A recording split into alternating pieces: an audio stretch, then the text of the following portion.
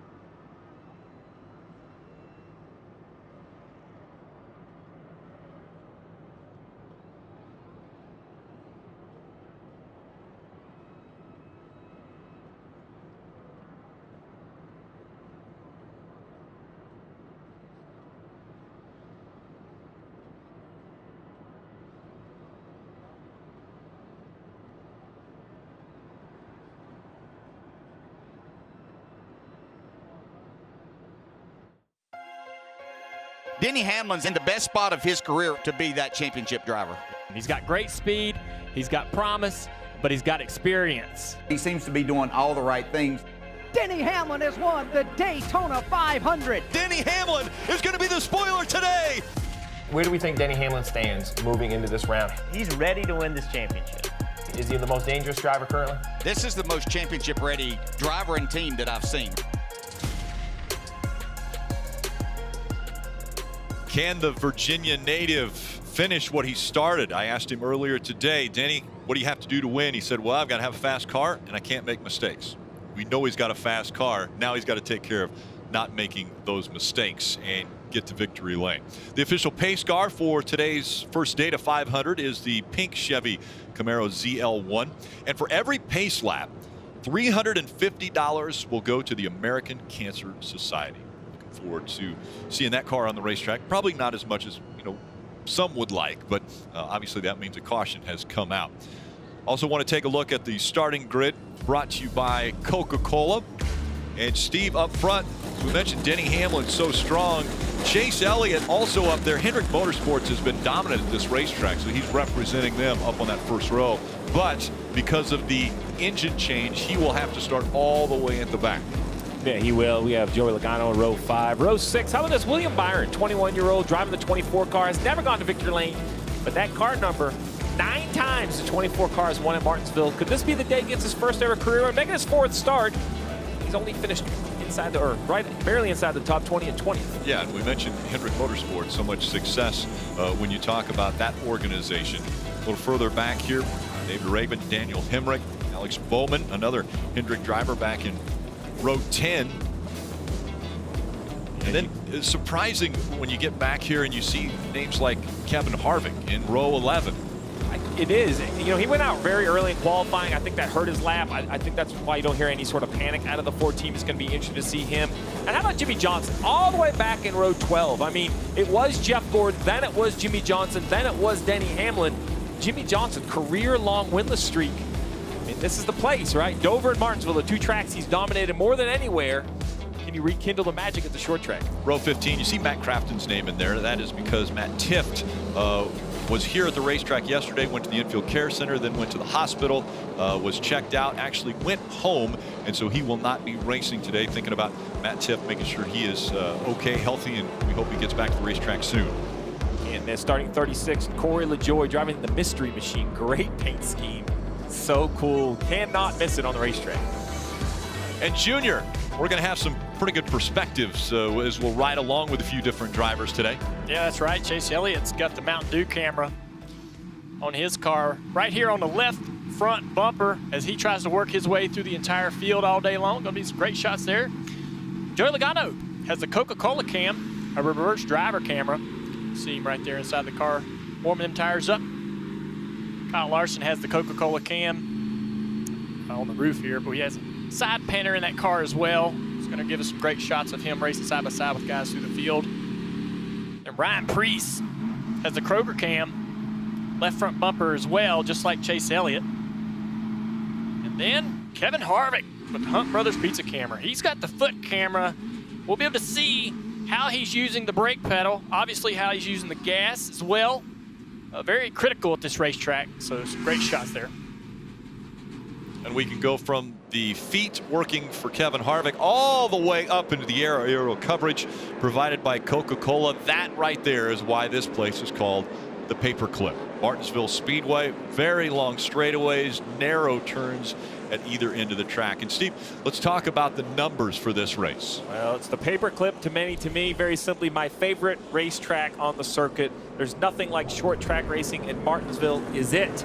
500 laps, 263 miles, a little over a half mile in length. And as always, we're going to have some stages. Stage 1, 130. Stage 2, also 130. Those very important points will be distributed. Final stage, a little longer, 240 laps. Fuel window, 150 laps. That is a long run, but it can be done. And as you said earlier, this is it. The round of 8, race 1. For a few more updates, let's go down to Parker. And guys, for Jimmie Johnson, who's starting 24th and talking to his crew chief, Cliff Daniels, you know, Jimmy's won here 9 times, but Cliff was telling me this might be one of the toughest for him because of what they're working on inside that 48 team. It's not just about running well. They're redesigning every single process inside that race team, Kelly.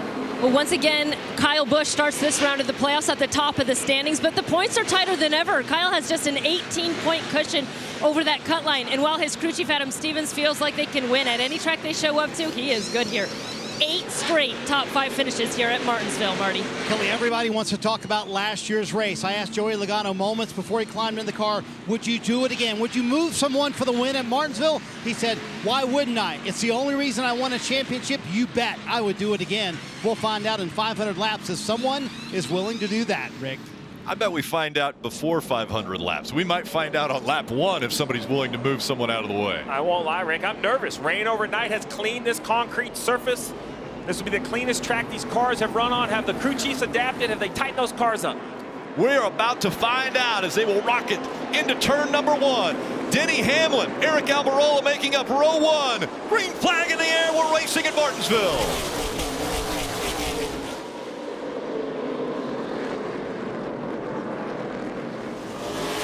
And Denny Hamlin perfect through 1 and 2. Surges out in front. Aric Almirola now under fire from Martin Truex Jr. in the 19. Steve mentioned it rained overnight. It's going to make that outside lane even more difficult to get fired off. It needs to get rubbered up just a little bit. Should be a big advantage on the bottom right here for a little while. We got 3 wide down the back straightaway. Michael McDowell in the middle of that 14 car. We talked about it at the start of the show, Jeff, how that can create some problems for some guys. And look, it's created an issue for the 20 car who's going to lose multiple spots here. Erik Jones on the outside. Still 3 wide. And right now, Joey Logano doing his best, had to nerf the 20 out of the way a little bit. Now look at him lined up underneath Joey Logano. He knows that. He's looking really, really hard for a hole to try to jump into. Yeah, they moved McDowell out of the way. Now Logano trying to get in behind. Oh, Kyle Busch, he does it. Matty D cut Joey Logano a break right there. Matthew Benedetto really worked with him. Could have sent him around, decided not to early in the race. Won't see that kindness later on. Saw William Byron already used the bumper in that 24, and he moved the car out of the way so that he could take a position. Now he has a mirror full of the 18 of Kyle Busch right on his back bumper as we see Brad Keselowski in the 2 making the move to the inside of that 34, David Reagan. What a dominant performance we saw out of Brad Keselowski earlier. Led 446 of the 500 laps in the earlier race this year. So impressive. When we talk about Martinsville, it's not just the shape of the track, not just the concrete surface of the corners, but the inside of those corners. You see that red and white checkerboard. That is just not a line painted. That is curbing. It's not quite 90 degrees like you're curbing on your street at home, but it's still tall, 5 to 6 inches tall. If you hit that with your left front tire, it can shoot you up the racetrack.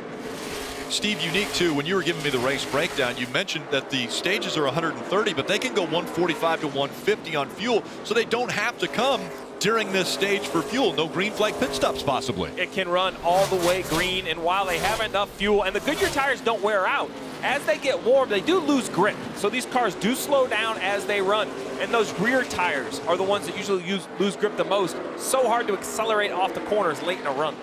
So that pass right there that the 2 of Brad Keselowski made on Matthew Benedetto, that was a really good opportunity to see. Right there, Matt had a huge hole behind him. So what he had a luxury of doing is just kind of letting the 2 car go. Didn't have to put up a fight, because look at the gap. That's something you don't normally see at Martinsville, especially this early after a restart. Keep an eye on that all day long. How you really work hard to find a place to go when somebody gets underneath you. Burton, you mentioned a gap. That's normally we can tell if someone's holding someone else up, because if you have a gap in front of you and the cars are right behind you, you're the slow car there and they're stacking up behind you. What a big move there by Joey Logano, though, just to go easily by Kyle Busch. The batter right here. Oh, big hit there. The 42 sideways. Harvick into his door, slid him up the racetrack. Logano's trying to pass. Mike McDowell had a little trouble doing that, got up the racetrack. That allowed the 4 of Harvick to get there. Little contact there. Typical racing in Martinsville. Larson back to the bottom of the racetrack, trying to manage his position, not trying to lose any more spots there. One driver that's making some work on the outside is the 48 of Jimmie Johnson. None of the passes have been easy, but you see on the outside of Ricky Stenhouse here, Jimmie Johnson, that bright 48. He's up inside the top 20, currently 18th. And we can expect that from a guy who's won here 9 times, right? See right here, Kevin Harvick earlier had a run on Larson. Larson tried to block him. 42. And then he just kept coming down on him. This time Harvick gets to him, uses a lot of racetrack, just kind of sends him out of the way. This is a huge race for Kyle Larson, in my opinion. Has not been good here. That contact. Only 1 top 10 in his career at this racetrack. He is not high enough in points to have that kind of a race. He's got to have a good, solid race. You see the bright green number 9 Mountain Dew car, the Chevrolet driven by Chase Elliott, started at the back, well documented because of the engine change. We talk patience. What does that mean? This is what that means. He has a much faster race car, but only up to the 27th position, working right now inside. 2 cars on his outside. He rolls the curb. 2 for 1. That's a good corner when you get 2. Now he has a little breathing room to the next car, the 21 of Menard. And Drivers, that's when your patience are tested, right? When they're too wide in front of you, you just have to kind of take your time, pick and choose your spots. Yeah, Steve, we were riding along. We didn't really know he was 3 wide. I looked out the window and you said patience, and I went, he's 3 wide, man. You can't wait. You got to go. When you're underneath somebody, you got to push the button. You got to go. As the laps click off, it gets a little bit easier. He should have a bit better of a long-run car than the cars he's racing around. And as the laps wind down on these tires, those guys start to slip. Pickings become a little simpler as he climbs through the field. Right on new tires, he didn't make a lot of progress because everybody's cars drive really good when the tires are brand new. Well, he's just over a quarter of a lap from getting lapped. There's a lot of cars between he and Denny Hamlin, but that's how quickly it happens. 18 laps. Chase Elliott is driving into turn 3 right now. Denny Hamlin's coming off turn 2. And Denny Hamlin has caught the back of the field, so he is beginning to lap the tail end of the field here at Martinsville. Hamlin leading. This October, Chevrolet has teamed up with the American Cancer Society to help find a cure. Use hashtag #IDriveFor this October, and Chevrolet will contribute $5 to help end breast cancer.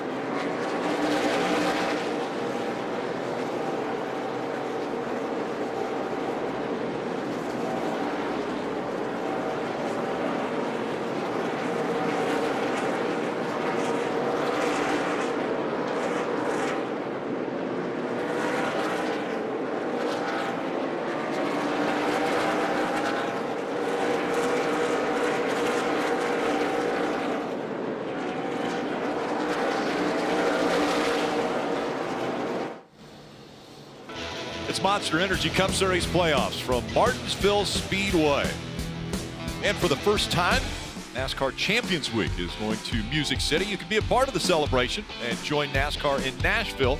That's December 3rd through the 5th. Visit championsweek.nascar.com for more information. A very warm day in Martinsville. Marty, you doing okay down there? Oh, we're all fine down here, Rick, and you can see right there the warmest in 15 years here at Martinsville. Now, 80 degrees may not sound like a big deal, but when you think about Martinsville races, they're usually held in April and late October, so that means it's usually cool here, but it is very warm today. And so, Jeff, I harken back to races here at Martinsville in the past, like Ricky Rudd getting out of the car in victory lane and needing oxygen. Same thing for Ricky Craven when he won a race here. This is a physically demanding racetrack and one that drivers usually don't expect to be this warm. So how much is that weather going to play a factor today in 500 laps here around the paperclip? It is an issue, Marty. The hottest race I ever remember running was at this racetrack, and it was that Ricky Rudd race that he won. And I'm telling you, it was about 89, 90 degrees that day, and I thought I was in trouble about halfway through. Caution right now. Caution flag has come out, and it's debris on the racetrack. Nobody is pointed in the wrong direction. And It's actually, it looks like a brake duct maybe, Steve, rolling across the front stretch. Well, there's some sheet metal hanging off the right rear corner of the 15. That came from somewhere. I see a brake duct on the front stretch. Oh, you're getting ready to see it's the nose of the 36. Look at that right there. It catches the front of that quarter panel, peels it open like a tuna can. And there comes the rest of the brake duct. Yeah. Carbon fiber, that can cut a tire. Tons of debris everywhere. So now, decision time. 28 laps on your tires. I think the leaders will probably stay out. I don't think the tires are warm enough or slick enough to come to pit road. But I do expect it to be a split somewhere. If the leaders do come, it wouldn't shock me if someone like Chase Elliott maybe stays out and tries to get all that track position. And you think the tires are wearing well enough that you might not have, possibly a 2-tire stop even? I think 2 tires is an absolute possibility. From what I hear, the left side tires do not wear very much. They lose grip as they get warm, but they don't wear out. Like, you're not going to go to the fabric. We see the 11 of Denny Hamlin take the left. He comes to pit road. It looks like the whole field is following him. That is a tight pit road, Kelly. Yeah, but they're making their way down, and that 19 of Martin Truex Jr. also going to come into pit road. Sounds like Martin says it's just getting slick out there. He needs a little bit more center turn in his number 19 car. Waiting on the tire call. We'll have to wait to see. 4 tires is the call. Kelly, another factor with the heat, the track's going to start taking rubber. Ryan Blaney saying that as the track is taking rubber for him, it's making his car a little bit tighter. Going to be 4 tires for Ryan Blaney as well. For leader Denny Hamlin, he said his car was getting tight in the center and then loose on exit. 4 Goodyear tires for him. A quick stop for Blaney and his bunch, but Denny Hamlin with a little bit longer stop. And Martin Truex Jr. will win the race off pit road. We'll see what happened to the 11. Quite a few were passed there. Denny Hamlin got by him. Race off pit road brought to you by Kroger.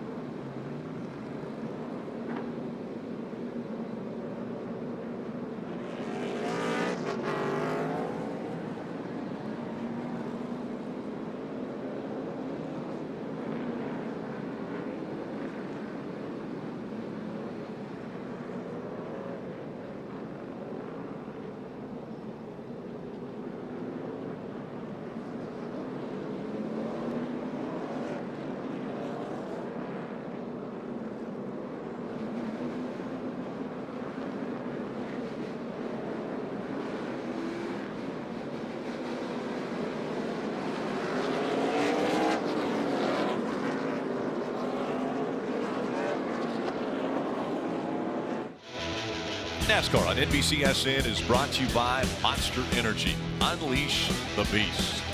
Credit One Bank, the official credit card of NASCAR. Perfect for race fans. Toyota, let's go places. And by Coca-Cola. Share a Coke this season.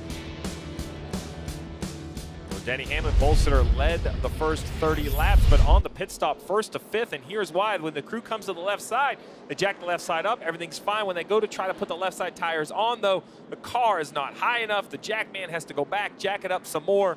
5 positions. He's in that coveted #1 pit stall. It should be a huge advantage, but just because you're in that pit stall doesn't guarantee anything. You still have to execute. No mistakes. We'll see how good that 11 is. Now he's in traffic. And that's what Denny had said. You can't make mistakes if you want to win this race. Now it's Martin Truex Jr. and Ryan Blaney making up row 1 as they come back to the green flag.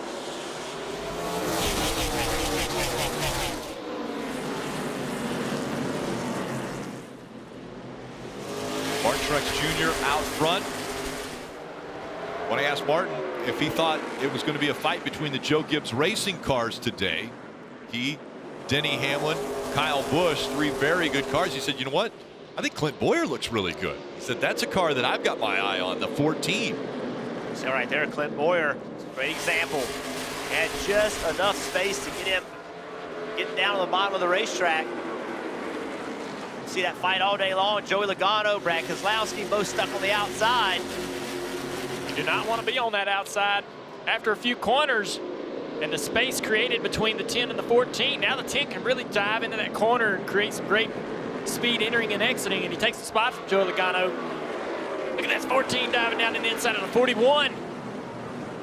Clint Bowyer, he wants that spot contact. Teammates out there racing hard.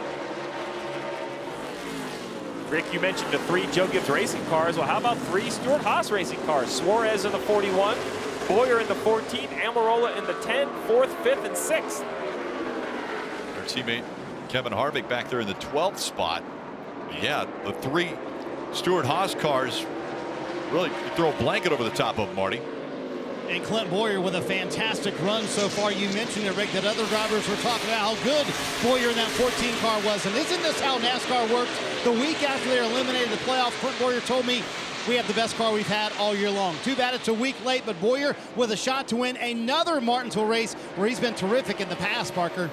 And Marty, that car on the outside of him, Daniel Suarez, the 41, was super optimistic when I talked to him just a couple hours ago about how good that 41 car was here. You see him fighting as hard as he can on the outside. He just felt like this car was one of the best he'd ever had at Martinsville. He is not giving up on that teammate there on the inside of him.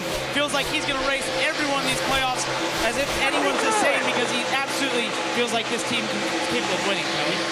And then there's Aric Almirola, the 3rd Stewart-Haas racing driver, in the number 10 car, also very optimistic. Feel like they have as good a chance of winning here as they've had in some time. And now, even though they've been eliminated from the playoffs, they say they are treating the rest of the season as though it is the playoffs. Their goal still to finish up as high as they can in the season-long goals. Kucci, Johnny Klossman are happy with the stability of that number 10 car and said their strength will be over the long run. What a run by Daniel Suarez past the 14 on the outside. Now look at the 14. Clint Bowyer maybe put some bumper to him. Clint Bowyer's on fire right now. He is so angry with Suarez for racing him that hard on the outside. You can hear it in his voice. Frustrated, but Suarez, his car's good. Look at him driving away. His car is good, Junior, but this is where Mike Bugaravich, the crew chief for the 14, Rick, you talked about at the top of the show. Be a psychologist. Clint Bowyer's upset. That's the fire you want from your driver, but get on the radio, remind him. We are 87 laps to go in this stage. 457, Rick. 457 laps to go in the race. We're not 50 laps in, and your driver's already frustrated. You got to remember, Suarez, he's racing for a contract. He cannot lay over. He has to show them, I belong here. That's what he's out there racing hard for. All of his teammates have locked up contracts for next year. Daniel Suarez has not. So does that open the door for maybe a young Xfinity Series driver? Cole Custer, who drives in the Xfinity Series for Stewart-Haas, still has not decided what's happening in 2020, as we see Ryan Blaney now under attack from the 11 of Denny Hamlin. 11 is so versatile. He can move up the racetrack, down the racetrack, roll around the curve. Watch as he works this 12 of Blaney. You want to know how you make a pass at Martinsville? Denny Hamlin is getting ready to show you. Passing another fast race car. He enters high. See, almost a groove up. That should allow him to turn down off the corner, get a great run down the front straightaway, stays within striking distance of the 12. Marty? Hey guys, for both of these cars, Ryan Blaney, you know, Martinsville's never been his best racetrack, he told me, but we've learned how to be better here. It's probably one of our top priorities over my career, getting better at Martinsville. We can lead laps. We need to learn how to win here. That's a big deal. Denny Hamlin certainly knows how to win here, and I think it's a testament, Steve, to how this race team operates differently as he goes underneath Ryan Blaney, trying to get him here for the 2nd position. After that pit stop, not a word said. In the past, maybe that wouldn't have been the case, but Denny Hamlin, keeping a level head, knows he has a car that can win here, and it's early in the race. Level head, hand out the window, and appreciation for Ryan Blaney not racing him early. So guys at 11 is taking over the 2nd position. Now he sets his sight on the 19. Yeah, you talked about that. Entering high and coming off low. It's basically a crossover move, lap after lap after lap, corner after corner, until you can position yourself underneath that driver of the 12 car of Ryan Blaney. Let Denny go. Denny's going to continue to use that line even when he's not trying to pass somebody.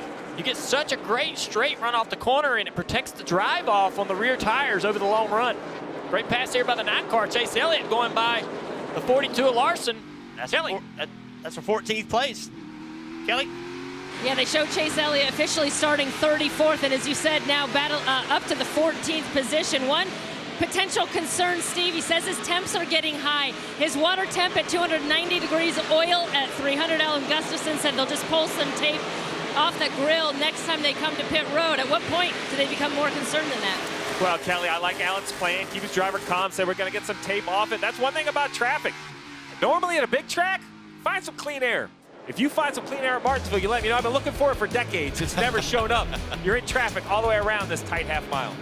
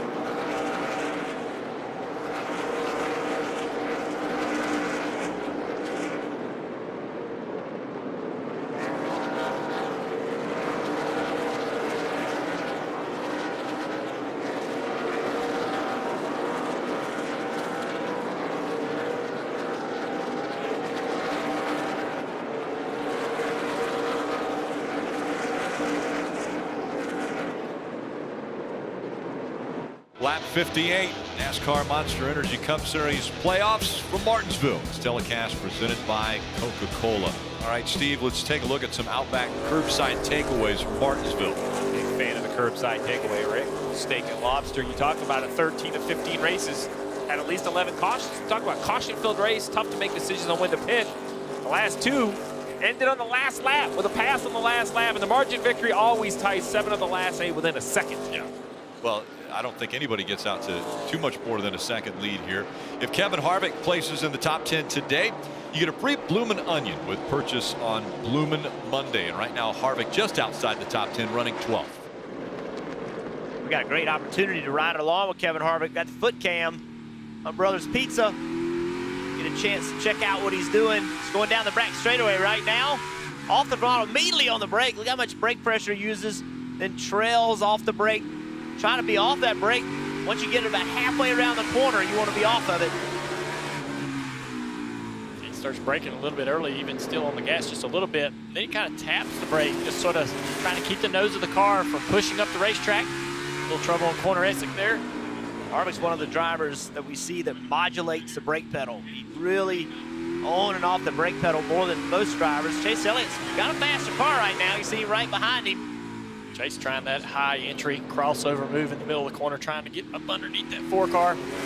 Got a good run right here. I think Kevin Harvick's gonna let him go. There's no need to have this battle at the moment. Good hole to get in behind him. That's how you make 500 laps at Martinsville. Good decisions. There'll be a point in the race where Kevin Harvick won't be able to make that decision that easily, but right now, 68 to go at this stage. That's the perfect time to do that. Parker. And you guys call it there as you watch him come off the corner and you see him wiggling a little bit on entry. Just too loose inside that 4 car right now. But keep an eye on him, as you guys sort of noticed the 9 doing. He likes some of those wider entries at times, Rodney Childers are telling me. So if they can find a way to use some of those wider entries and get a better drive off, that 4 car might come back to life.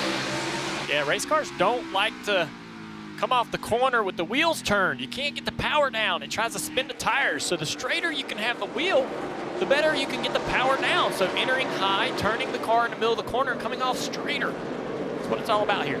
I think one thing we perhaps don't talk about enough here at Martinsville is just the amount that the track will change over the course of a race. Normally it changes dramatically from start to finish. I think it's going to be even more today because of the rain last night and because of the later start time.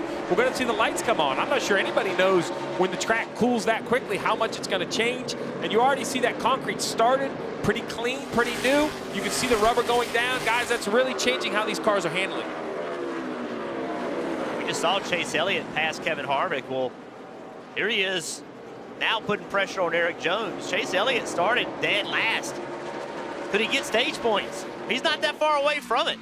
He's got Aric Jones in front of him, Kyle Busch right in front of him, Keselowski not far in front of him. He's got a lot of cars that are directly in front of him that he can go get, and he could earn stage points in this first stage. That'd be a huge victory for this team. How do you manage your emotions, guys? Because right now, you just mentioned it, Chase Elliott's about ready to pass Kyle Busch. Is that something that is more frustrating than anything, getting passed by a guy who you know started last on the field? You can't ask two drivers. That's what I'm wondering. Yes. I thought you were asking me to manage Chase Elliott. I was like, he's got nothing to manage. Like, he's doing great. He's having a Martinsville you want to have. It's fun when you drive up through the field. Obviously, they didn't want to break an engine and lose practice and all those things, but it is a lot of fun when you can drive up through the field the way he's done it. Yeah, right now, Kyle Busch is thinking, I just got to get my car a little bit better than Brad Keselowski's. Well, when the 9 goes by, he's going to think, no, I got to get it a lot better because that guy right there is the class of fields he's driving up through here, Kelly.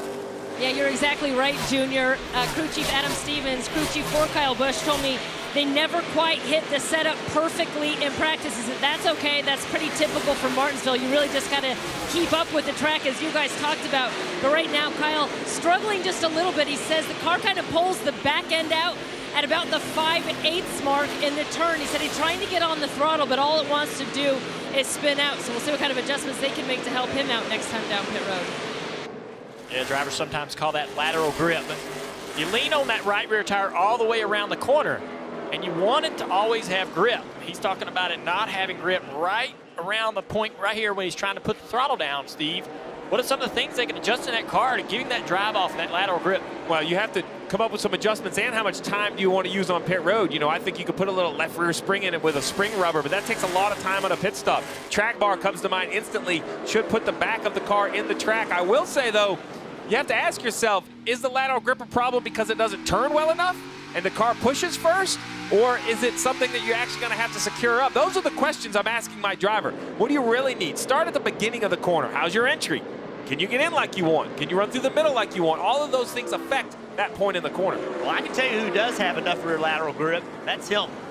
Chase Elliott, there's no way, Junior, that you could enter the corner as hard as he's entering the corner and as high as he's entering the corner without security. If your car doesn't have that lateral grip on corner entry, you got to get to the bottom sooner. If you don't, you never catch up with the back of the car. Chase Elliott has a ton of confidence. Look how much higher he enters the corner than everybody else. Kelly. And remember, he did this with essentially no practice in first practice. They only had the final practice to work with, and crew chief Alan Gustafson told me it wasn't until their very last run in that final practice that they finally hit on it, and he felt like they had a car as good as anyone in the field. As for making up this ground, I asked Alan what he could expect. He said, I don't know, but we just might make it into the top 5 by the time stage 1 is done, and Chase is doing a heck of a job up to 11th right now. Yeah, the next car he's going to have to get by will be Kyle Busch. If he wants to get to the total front, he's got to go past Martin Truex Jr., leading by 1.2 seconds.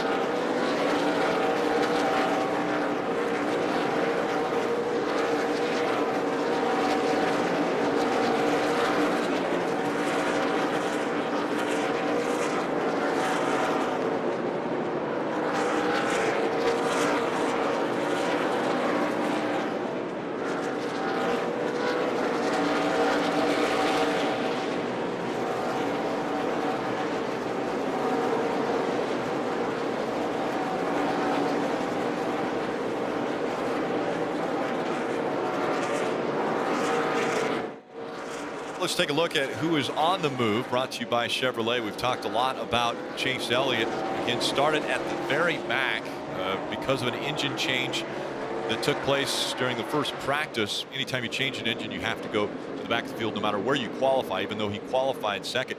He has made up already since the start of the race 24 positions. And Rutledge, you've got a pretty good perspective of all of the moves he's been able to make, right? I sure do, Rick. Up here on top of the sky deck, it is an amazing view, and it's really exclusive. Come take a look at what I can see here. Only 200 people can see this, but I can see how Kyle Busch has moved just a little bit and changing that line, what an effect it makes. So, Dale, I want to know from you, is it literally a game of inches here? A few inches to the left or right can change your lap times that great and keep somebody from passing you here at Martinsville? Yeah, as you see as they go around this racetrack, that dark area where the right side tire is putting rubber into the racetrack, you try to either go above or straddle that, because as that gets laid down, the right front tire and the right side tires tend to slide through that rubber, and the car doesn't want to turn or roll the center as well as before. So go in a little higher and maybe straddle that, or even above that, and then turn down across it in the middle of the corner. Get that good drive off. Yeah, the driver that's made an adjustment is this driver right here, Kyle Busch. Kyle Busch is getting run down by Chase Elliott. Chase Elliott with that high entry, straddling that rubber you were talking about. Kyle Busch changed his line. And when he did, he picked up, got faster. So in 1 and 2, 3 and 4, he's right on that curve. But watch him in 1 and 2. Drives in there, a little bit higher entry, then right there up the racetrack a little bit, straddles that curve, and then doesn't even leave on the bottom.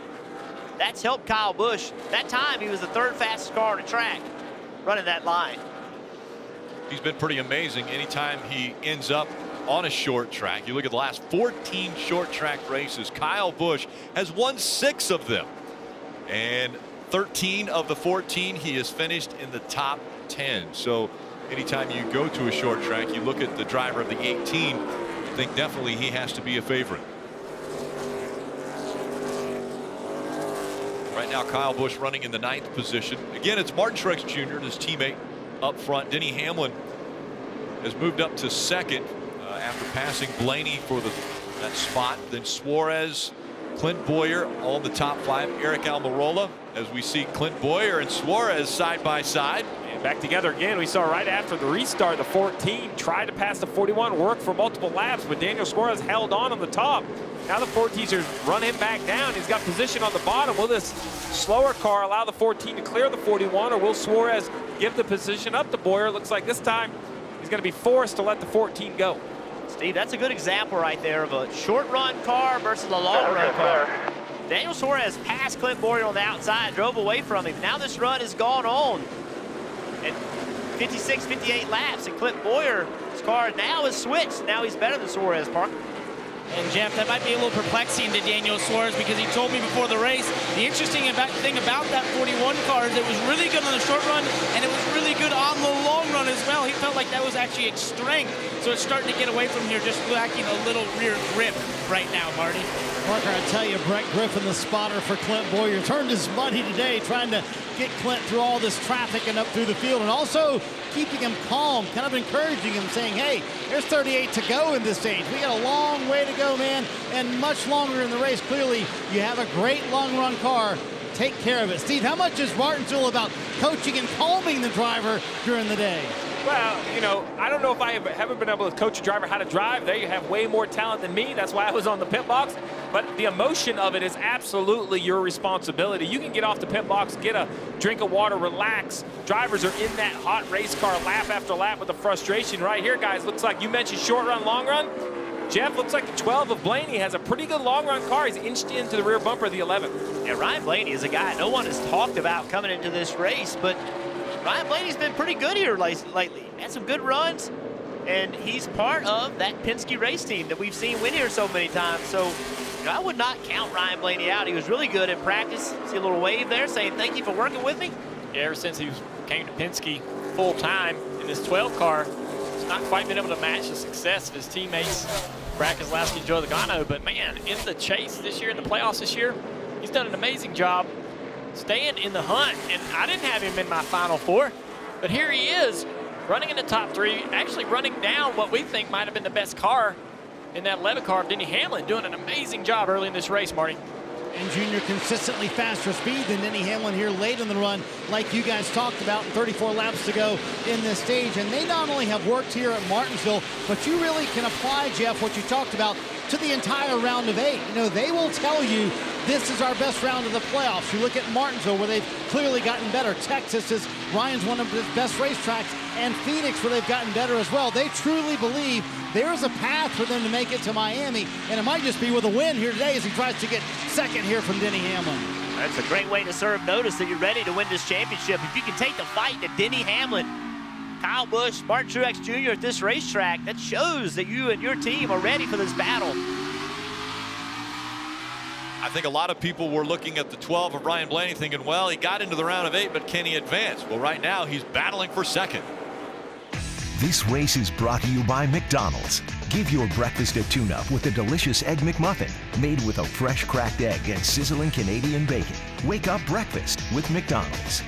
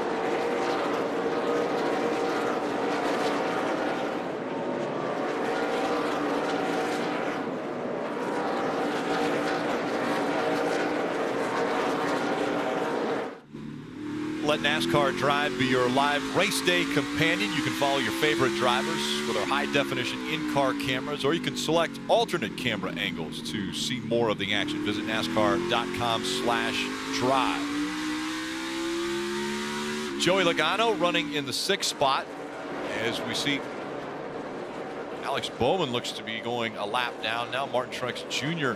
about to put him a lap down. Yeah, Bowman running in the 20th position. This 19 car, ever since taking the lead on that cycle of pit stops, has really driven away from the front of the field a little bit. 2.2 second lead over Hamlin, Blaney in 3rd, Boyer 4th. We talked about this racetrack and how it changes and the rubber building up. Well, there it is. That's just the rubber from the right side tires actually building up on the racetrack, and it builds on top of itself. And if that gets worse, Junior, you'll see drivers have to straddle it. You see them, and sometimes it'll start coming up, and it feels like you're running over gravel. Yeah. So that was the thing when we saw the 41 car soar his fade just a little bit, his teammate catch him. I was thinking, well, it could be his car, but is he moving around? Is he noticing how that is building up on the racetrack and trying to avoid it and maintain speed in his car? Marty. Hey, Junior, I asked Denny Hamlin about the track taking rubber because it's such a warm day here at Martinsville. Clearly, he has tons of late model experience here.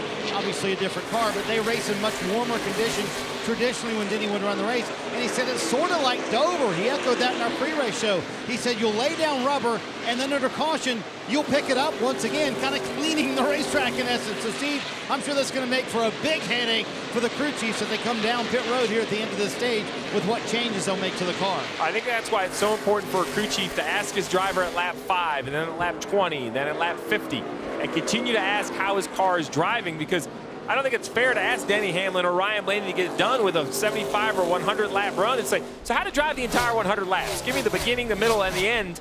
You kind of have to quiz them over the course of the run. So you have to have a good memory. You have to remember back 75 laps, even though maybe you've been battling a different driver every lap. That's pretty good memory. Let's listen in to Ryan Blaney's radio. A little bit tight in the middle though still. As the rubber clumps. 4 and 3 and 4, then 1 and 2. 1 and 2 I feel like I'm decent if I can get it right. You talked about the rubber clumping up on the racetrack. It's just building up. And you can go above it. You can't sneak underneath it. You run very, very tight to that curb. And it'll go away completely when the caution comes out. They'll pick it all back up and then lay it all back down again. And I think we would not see this if it wasn't these warm temperatures today. If it had been cold, as it's been all weekend, wouldn't be clumping up like that, Burton. Look at Byron battling Aric Almirola for 7th. These guys have been going side by side for several laps. You know, when that rubber does start building up, Junior, and now you're underneath somebody, you no longer can just run wherever you want to. It's hard to straddle it. Your right side tires get into that stuff. It's almost, again, it's like driving down an asphalt road and then you're turning slowly and getting gravel. And you hear that noise, you feel the tires sliding. That's exactly what it's like. Man, what a move there. Almost a crossover from Aric on the 24 Byron. Thought better of it going in the corner. 16 laps to go. We're going to go NASCAR nonstop as things are going to get intense. Points about to be paid at the end of the stage.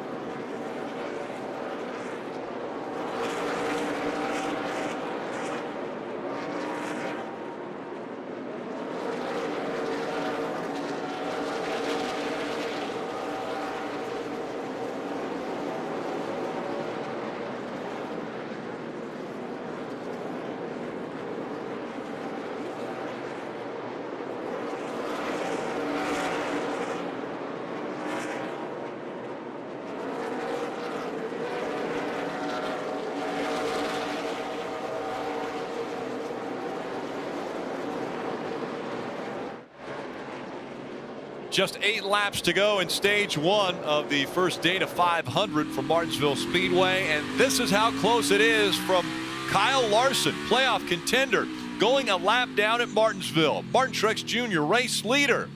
Now just 7 laps to go. And can he get by the 42? Saw how he turned his car off the corner. Kyle Larson, there's nothing he can do. Yeah, Kyle trying to battle on the outside here. He's got to try to battle it a little bit and knock off a few laps and then hope that he doesn't run down the 3 car of Austin Dillon and lap him, so it gives the 42 the opportunity to get the wave around. You guys talk about the 42 of Larson. This is the track I had circled for him in this round. Statistically, his worst racetrack. He just needed to come here and kind of survive, avoid major issues. You see right here, his average finish outside the top 20 at 23.6. So even one lap down. You mentioned it, Junior. Try to stay in that free pass position now that you've been lapped. Stay close enough to the leader. Only 6 laps to go in this stage, Kelly. And because this track has been a struggle for Kyle Larson, he has put more work into improving here than any other place. His crew chief, Chad Johnson, said he's put more effort into this race than he's seen out of him in the last 4 years. He's been looking at other drivers' data, poring over notes. They came here with a different car, a different setup, a different approach. And he said, if nothing else, I really want to see it pay off for Kyle because he's put so much hard work into it. But Kyle's just not been able to move forward. Now he's 1 lap down, running 17th. Yeah, Kelly, all that work put in by Kyle Larson, I mean, that's great work, great effort, but his teammate, Kurt Busch, is running 18th. They need to work on the cars some too. You know, to have Kurt Busch here running at 18th, we know how good he is here. You got to find some speed, but see right there, the 19. I don't think he's going to get to the 3. That's a big break for Kyle Larson. That's a great point. Great point about the 1, Jeff, pointing out what kind of equipment they have. Look at this battle right here. Yeah, Chase Elliott went around the outside of the 18, around the outside of the 41. 41 car struggling here at the end of this run. That's got Chase two spots, 2 points. He moves into 8th position now. He's trying to run that high line and get a good drive off him. Momentum on that 10 car. Almirola, that's for 7th. Yeah, Aric's 3 wide up there. Pretty aggressive. Now just 1 lap to go for Martin Truex Jr. in stage 1. Can he get by Austin Dillon? That would keep Kyle Larson a lap down. The free pass would go to the first car a lap down. And right now it's still Kyle Larson unless the 19 gets by the 3. On the outside trying to make it happen. Martin Truex Jr. is going to win stage 1. MTJ, come on. MTJ. That is the 7th stage win this season for him and 4th already in the playoffs. Martin Truex Jr., Denny Hamlin, Blaney, Boyer, Logano, top 5. Elliott and Kyle Busch also collecting points.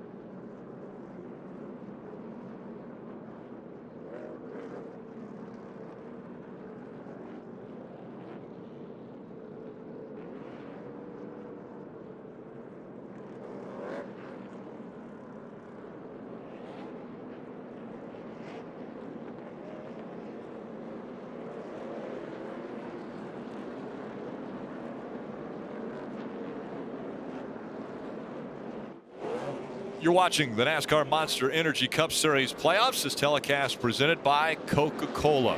Denny Hamlin, you see accelerate, trying to close that gap. Those lap cars had the 19 5 or 6 cars in front of the 11. The 11 wants to use that #1 pit stall to his advantage. Can he leapfrog the 19 on these pit stops, Kelly?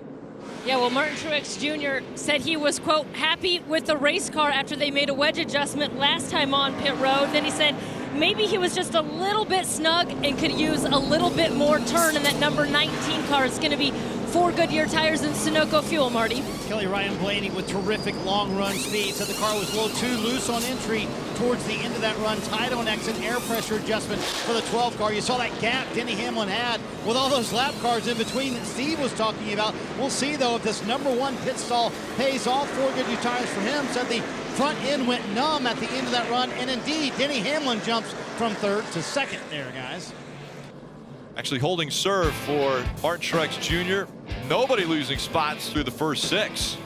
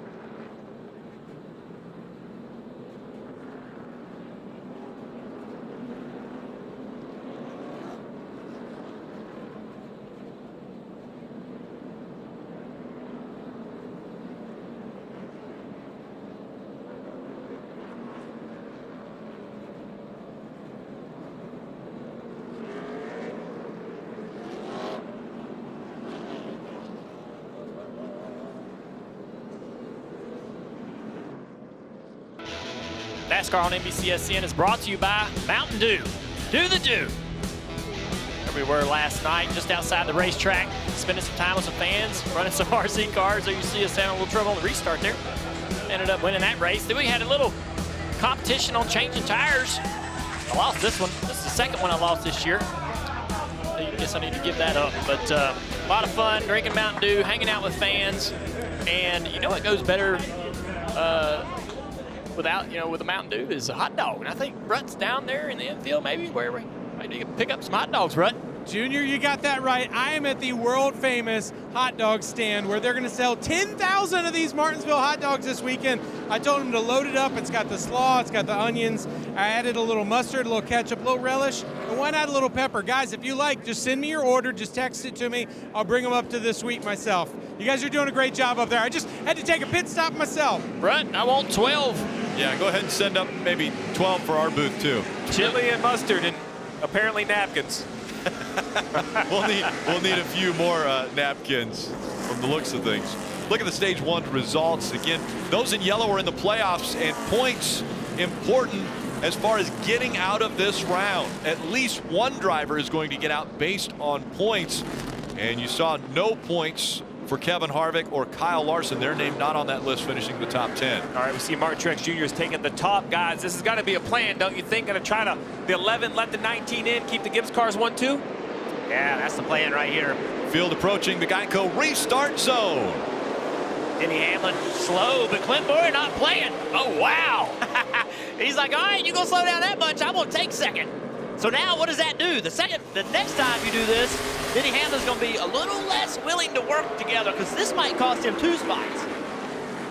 Could cost him a position here to the 24 car. Byron, he's got the 12 right on his bumper. Then he's trying to gain back a little bit of that he lost.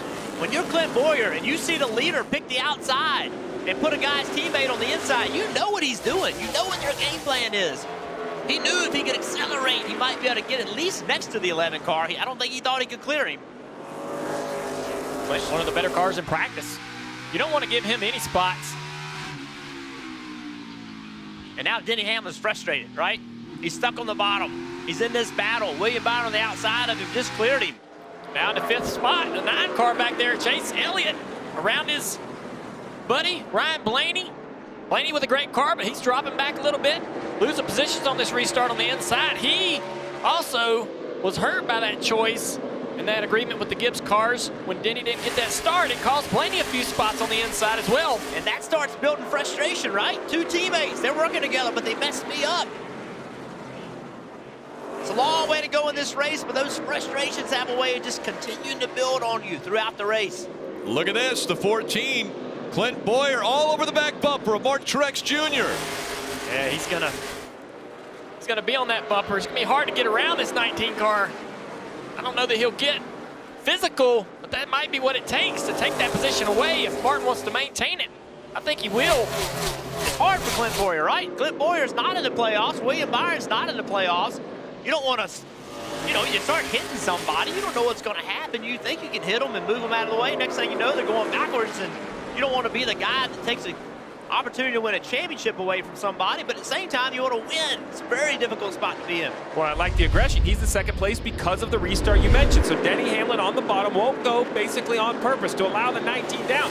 But he doesn't go dramatically, allows the 14 to jump in front. Guys, not executed very well at all. Perhaps they should run side by side, and Denny Hamlin should let Truex go off of turn 2. Maybe they'd have more success. Yeah, it just wasn't timed right. We've seen this done multiple times, and Denny either got surprised at when the 19 went. Not really sure what happened there, but it was not executed properly. Marty. Hey guys, Showcase Racing has done that for a long time here at Martinsville, usually with success, and usually it's called off late in the race. We'll see what happens, but for Clint Boyer running 2nd right now. Burton, you brought up a great point. What do you do if you're a non-playoff driver? Junior, you were in this situation before. You came to the fall Martinsville race and won it with everybody else in the playoffs. How do you handle that? Almost you have nothing to lose, right? Why not go and move someone if you need to do it for the win? Yeah, that's a tough position to be in. A guy that's in that position at 20 car, Aric Jones, got moved up the racetrack down in turn 3 and 4, lost a lot of spots. He was really fast in practice, and I was thinking about just that thing that Marty was discussing is, here's Aric Jones with a fast car. If he's ever in any kind of situation late in this race to win the race, he's definitely going to have 3 of his teammates around him that are racing for the championship, and that really handicaps his ability to be aggressive. Parker. And Junior, I talked to his team about that and asked them that exact question. How do you race? You see him there slot in behind Ryan Newman, the 6 car, and they said, look, our mentality right now is that we are in the playoffs. We have to act that way because that's the way we are going to get better for when we're in the playoffs next year. And he said, in terms of racing people, we just have to be smart. It's no different than any other time. We're not going to do anything maybe overzealous in some respects in terms of getting in those playoff cars, but we're going to race smart and we're going to race hard because this team can be further in the playoffs than we went this year. Dale, you mentioned the 20 got sent up the racetrack. It's really a great save contact here. They're 3 wide. I'm not sure the 20 knows they're 3 wide, or maybe they're not completely 3 wide, but Matt DiBenedetto says, no, I'm in here. This is 3 wide. He kind of runs the 3 up, which catches the 20, who goes for a big, big slide. Look at this. Wow. That's like full lock to the right. Yeah. He's working in here, and as we checking out this replay of the 20, the 88 of Alex Bowman had to come to pit road for service. We'll get a report on what exactly the issue was. They did right side tires, Steve, but he was a lap down already. So coming in to service that car, obviously not on a scheduled stop. As we see, Aric Jones has collected it again in the 20. He's got Paul Menard behind him. And then Chris Buescher in that 37 right behind him. Aric is struggling right here. Yeah, we talked the speed he had before, and Paul Menard was in the back of him the lap before. We talked about how great these tires are. They do not wear very much at all around this racetrack, but they do lose grip when they get hot. And if you go sliding off in the corner like that, it's a good thing to save it, but you run the temps up on them things for several laps. It's going to be a while before they get the grip back in them. Hey guys, just a quick update on Alex Bowman. There was a loose wheel that brought him down the pit road. Thanks, Parker. I was wondering, as you mentioned, Rick, definitely not scheduled. So, and the problem with short track racing and one pit road, unlike at Bristol, it's just one continuous pit road here at Martinsville. Alex Bowman now multiple laps down, and it's hard to come back from that. Kelly. We've been talking about all the work that Kyle Larson has done to try to get better at Martinsville. It just doesn't seem to be paying off quite yet. And during that stage break, the team kind of coached him through what the 19 of Martin Truex Jr. was doing. So that 19 holds a little bit of brake pressure all the way till he gets on the throttle. So it's not a lot of pressure, 40 or 50 pounds, like he's using it to keep the nose bent. And then he doesn't get off the brake until he's on throttle. And then after that, his crew chief, Chad Johnson, gave Kyle kind of a pep talk, said, look, I know it's frustrating, but just keep your head down. We'll get better. Hang in there. Yeah, that information is coming from the SMT data that all teams have access to other drivers' data. And they're providing that data to Kyle Larson in an effort to help him, give him some information to make him better. The problem is he's not driving the car that they're giving him the data off of, right? So I drove a lot of race cars, and you had to drive them all differently based on what they were doing. And that's something that I think in trying to help drivers, sometimes teams don't get, right? Like, I promise you that Clint Bowyer's not driving his car the same way in second that Martin Truex is driving his in first, and they're both running about the same speed. There's already been a lot of beating and banging on this short track. The paperclip Martinsville Speedway. Move out of the way. Here I come.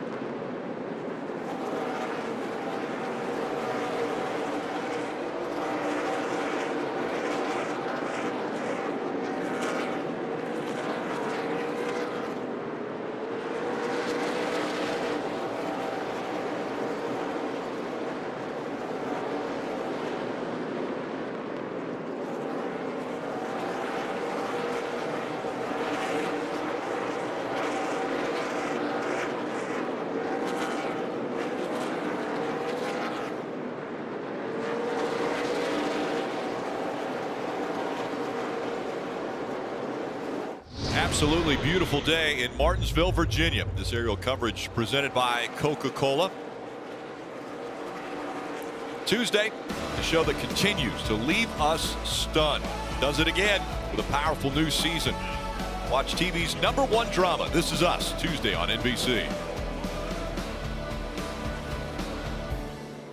Shadows starting to creep down onto this racetrack as Martin Truex Jr. has a 1.1 second lead over William Byron, who was able to get by Clint Bowyer. Well, we talk about it, Rick. That 24 car gone to victory lane 9 times here with Jeff Gordon behind the wheel. You know who else has gone to victory lane 9 times? Chad Knaus, the crew chief of the 24. So that combination is really, really good.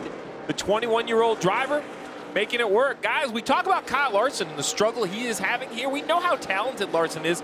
Does it surprise you how quickly William Byron has been able to adapt to Martinsville? I don't think so. William Byron has a ton of talent.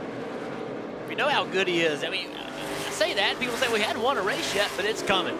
And there's a lot of them coming. William Byron has a long future in this sport. And just to be clear, he passed Clint Bowyer, and he is running Martin Truex down. I love it. I love the fact that Williams having a great season.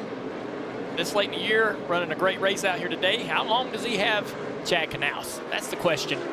How long will Chad be part of this young man's career? They're certainly good together. So the question now is, how hard was the 19 running? Was he saving tires? And is he going to just stretch his legs in front of the 24?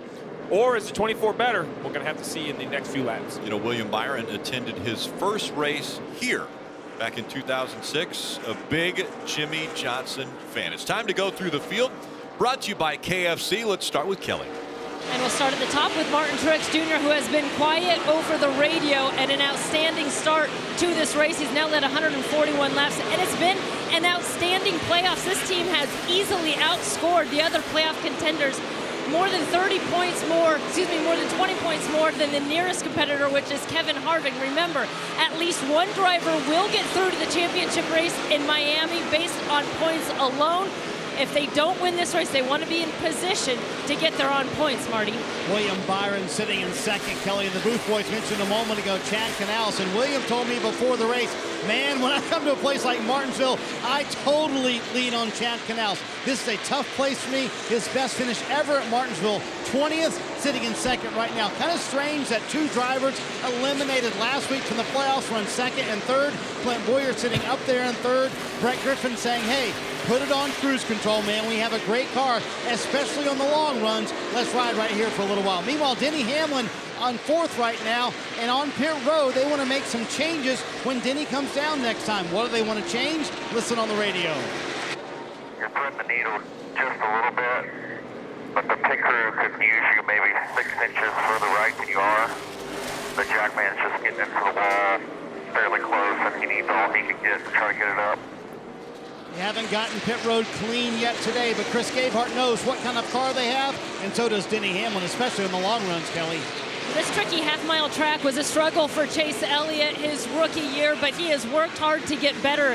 He was runner-up here in the spring. Crew chief Alan Gustafson told me the most impressive thing about it is that this track is counterintuitive to how Chase likes to race. He has had to completely relearn how to drive here. He has done just that, running in the top 5 now. And remember, Marty, he started from the rear. Ryan Blaney back in the 6th position, trying to get that spot from his buddy Chase Elliott. Gives him a little shove there. Blaney saying the car at the 3/4 mark a little bit too tight for him. In fact, he described it a moment ago as, quote, not good. And then a little comedy on the radio. He said, I'm not sure I'm driving very well either, but I'm doing my best out here trying to get that spot from Elliott, Kelly. Aric Almirola's championship run ended a little bit early, still trying to stay in playoff mode. His crew chief Johnny Klossmeyer told me the biggest thing they need to work on through the remainder of the series is that we see a wreck. Wreck on the front stretch. The 13 of Ty Dillon has slowed and stopped coming off turn 4. Grabbed our attention right in front of the leaders. Only a few cars in front of the leaders. The 13 got spun around. Let's take a look at the way this got started. So looks like he tried to turn down right over across the nose of the 8 car of Hemrick. Yep, he turned down across the nose of the 8, drove Hemrick onto the curb.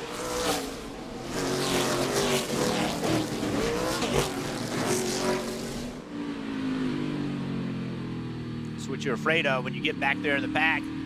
Having this kind of issue, you get into a wreck. You're right, top is clear, top Kyle is Larson clear. got through it clearly, and I think Kyle Larson was ready for that. He was the last car on the lead lap. Gets him a chance to catch his breath a little bit, make another change in his car. Yeah, him and Harvick as well. Kevin Harvick all the way back at 15th, struggling right now. Our teammates running really well up toward the front of the field. You know he knows what they need to improve that car and gives them a chance to come on the pit road and do that. Well, you talk about improvements to the car. This 11 team still trying to work it out. We just heard the radio asking Denny Hamlin to make some adjustments to how he stopped in the pit box, try to help his crew out. Now Hamlin's all the way back to 4th. No lap cars in between them, though. The front 4 cars come to pit road nose to tail. This should be an advantage for Hamlin in that #1 pit stall, Kelly. Chase Elliott will be first up on these pit stops. He pits from the 5th position. He's been pretty happy with the balance of the 9 car. He's just trying to keep up with all that rubber that's been laid down on the track. But he said overall, just okay, 4 Goodyear tires for him. Then you see the leader, the 19 of Martin Truex Jr. He also said he's still pretty happy with his car. Maybe just a little bit snug through the center. He'll also get 4 Goodyear tires. Sunoco fuel, Marty. Hey, Kelly, you can physically see Denny Hamlin pulled a little wider in the stall. We'll see if that helps the left side of the car here. Quick on the right side for the 11 team. He said the entry is okay. I can charge the corner like I want to, but the back end is really weird. He said it almost like hops on exit. Denny Hamlin, though, will lose a ton of spots here on pit road. You see it, losing 3 positions. Back with more for Martinsville. Martin Truex Jr. still the leader.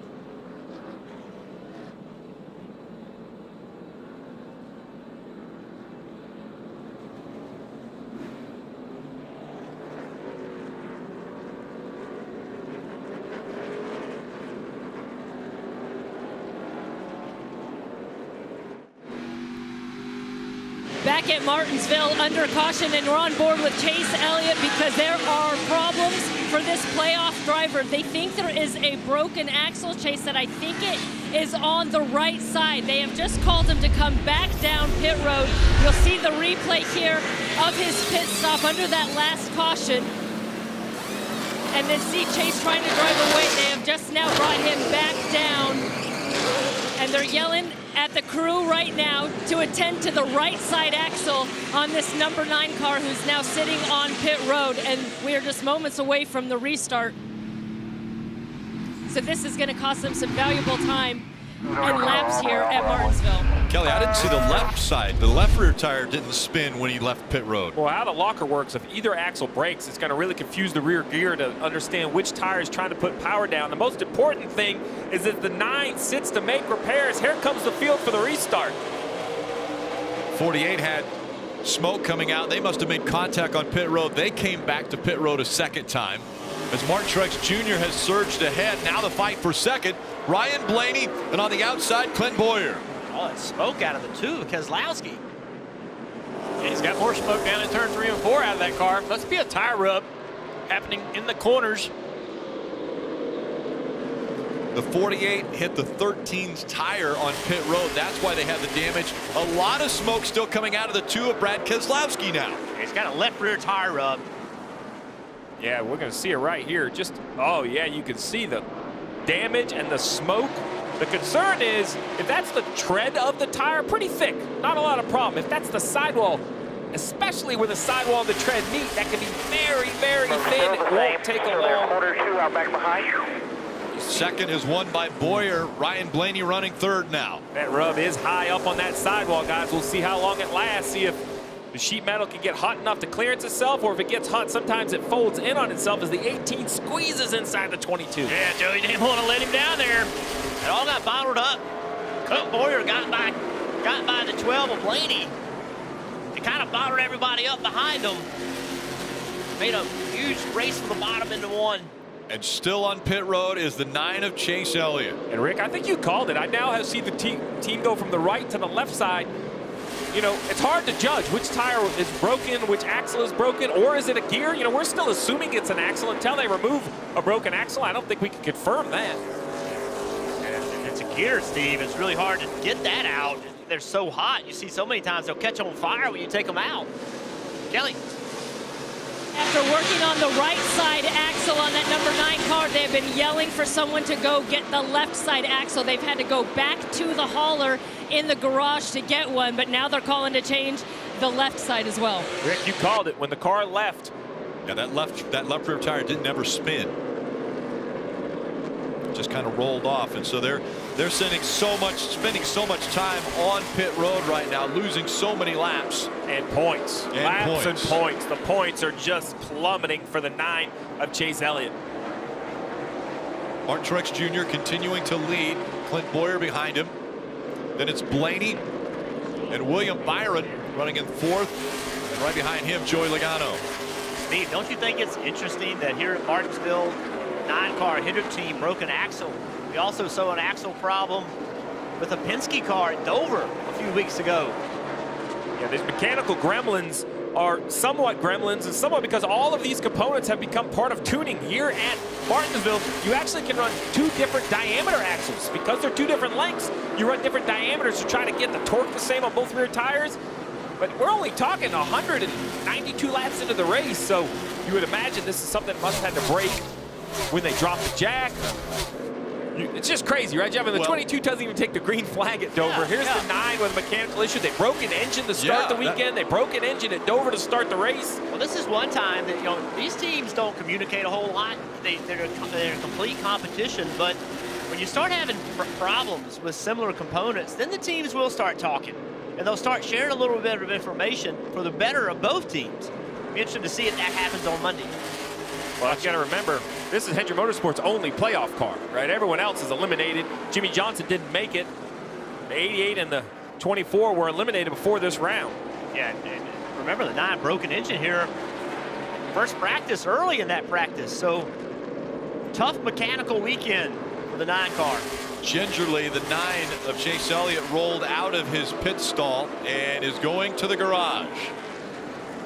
As we see that, this 10 has trying to work around the 11 of Denny Hamlin. That 11 car started the race so strong, but as the track has changed and then the bottom of the screen, you're on board with the 9. This is a lonely drive. You do not want to go into the garage. Now, they'll be able to return. I know there's that damaged vehicle policy. People get concerned.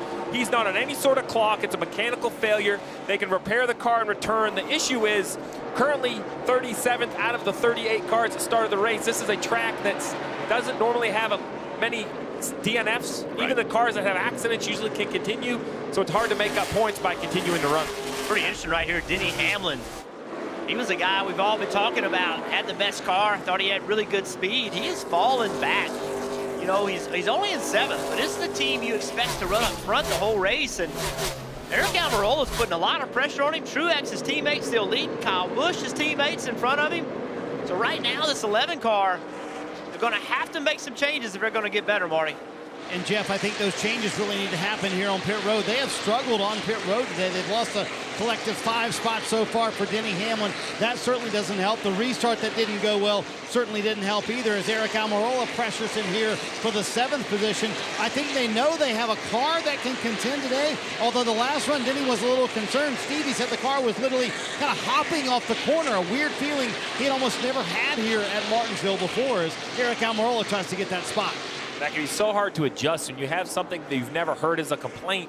What knob or dial do you turn? What adjustment does it need? Is it air pressure? Is it wedge? You see Aric Almirola drives underneath the 11, and he's going to move on. Marty mentioned issues on pit road. Well, none bigger than the 48 of Jimmie Johnson coming out of his pit stall, hits the tire of the 13 of Ty Dillon that was being carried, and also he hits the 2 of Brad Keselowski. So that's why we saw the damage on the left side of the 2.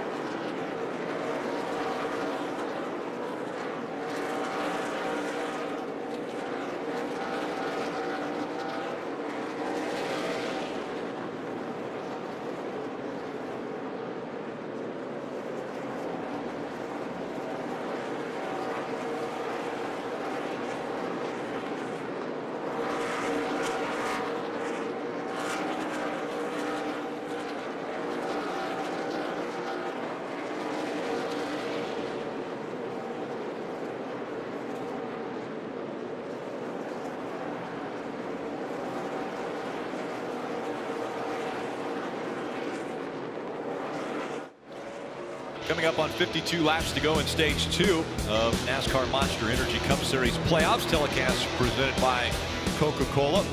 Make sure on Wednesday at 9 a.m. join the morning drive because Jeff Burton will be there. That's NASCAR Radio Channel 90, NBC Sports on Sirius XM. And Burton, always fun when you're able to join the Bagman and Pete Pistone. Yeah, great conversations. I'm sure there'll be plenty to talk about after this race, and then looking forward to Texas. Joe Logano improving his car as this race goes on. Closing in 5th spot right now, working on Byron. There you see the crew's trying to fix this 9 car for Chase Elliott. Everybody over at Hendrick Motorsports working on that car. I even saw the boss walk by. Mr. H is over there overseeing what's taking place. There he is again. Kelly. And you can see various crew members from the other Hendrick teams come over to lend a hand. Alan Gustafson and Chase from inside the cockpit of the car have gone through just about everything that they think it could be as they're changing the gears now on this 9 car as well. Alan has told them to also have a look at the clutch, and as you said, or as we saw, Chase said it just felt like one wheel wanted to go and the other one didn't. Joe Logano, he's improved his car.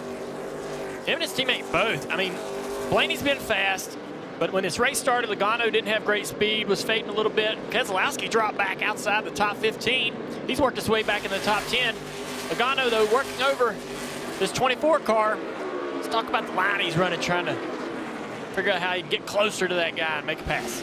Joe Logano, you see right there, nobody's really just wrapping around from the curve, are they? They're all using a lot of racetrack in the middle of the corner. I think as the run goes on, they'll use even more.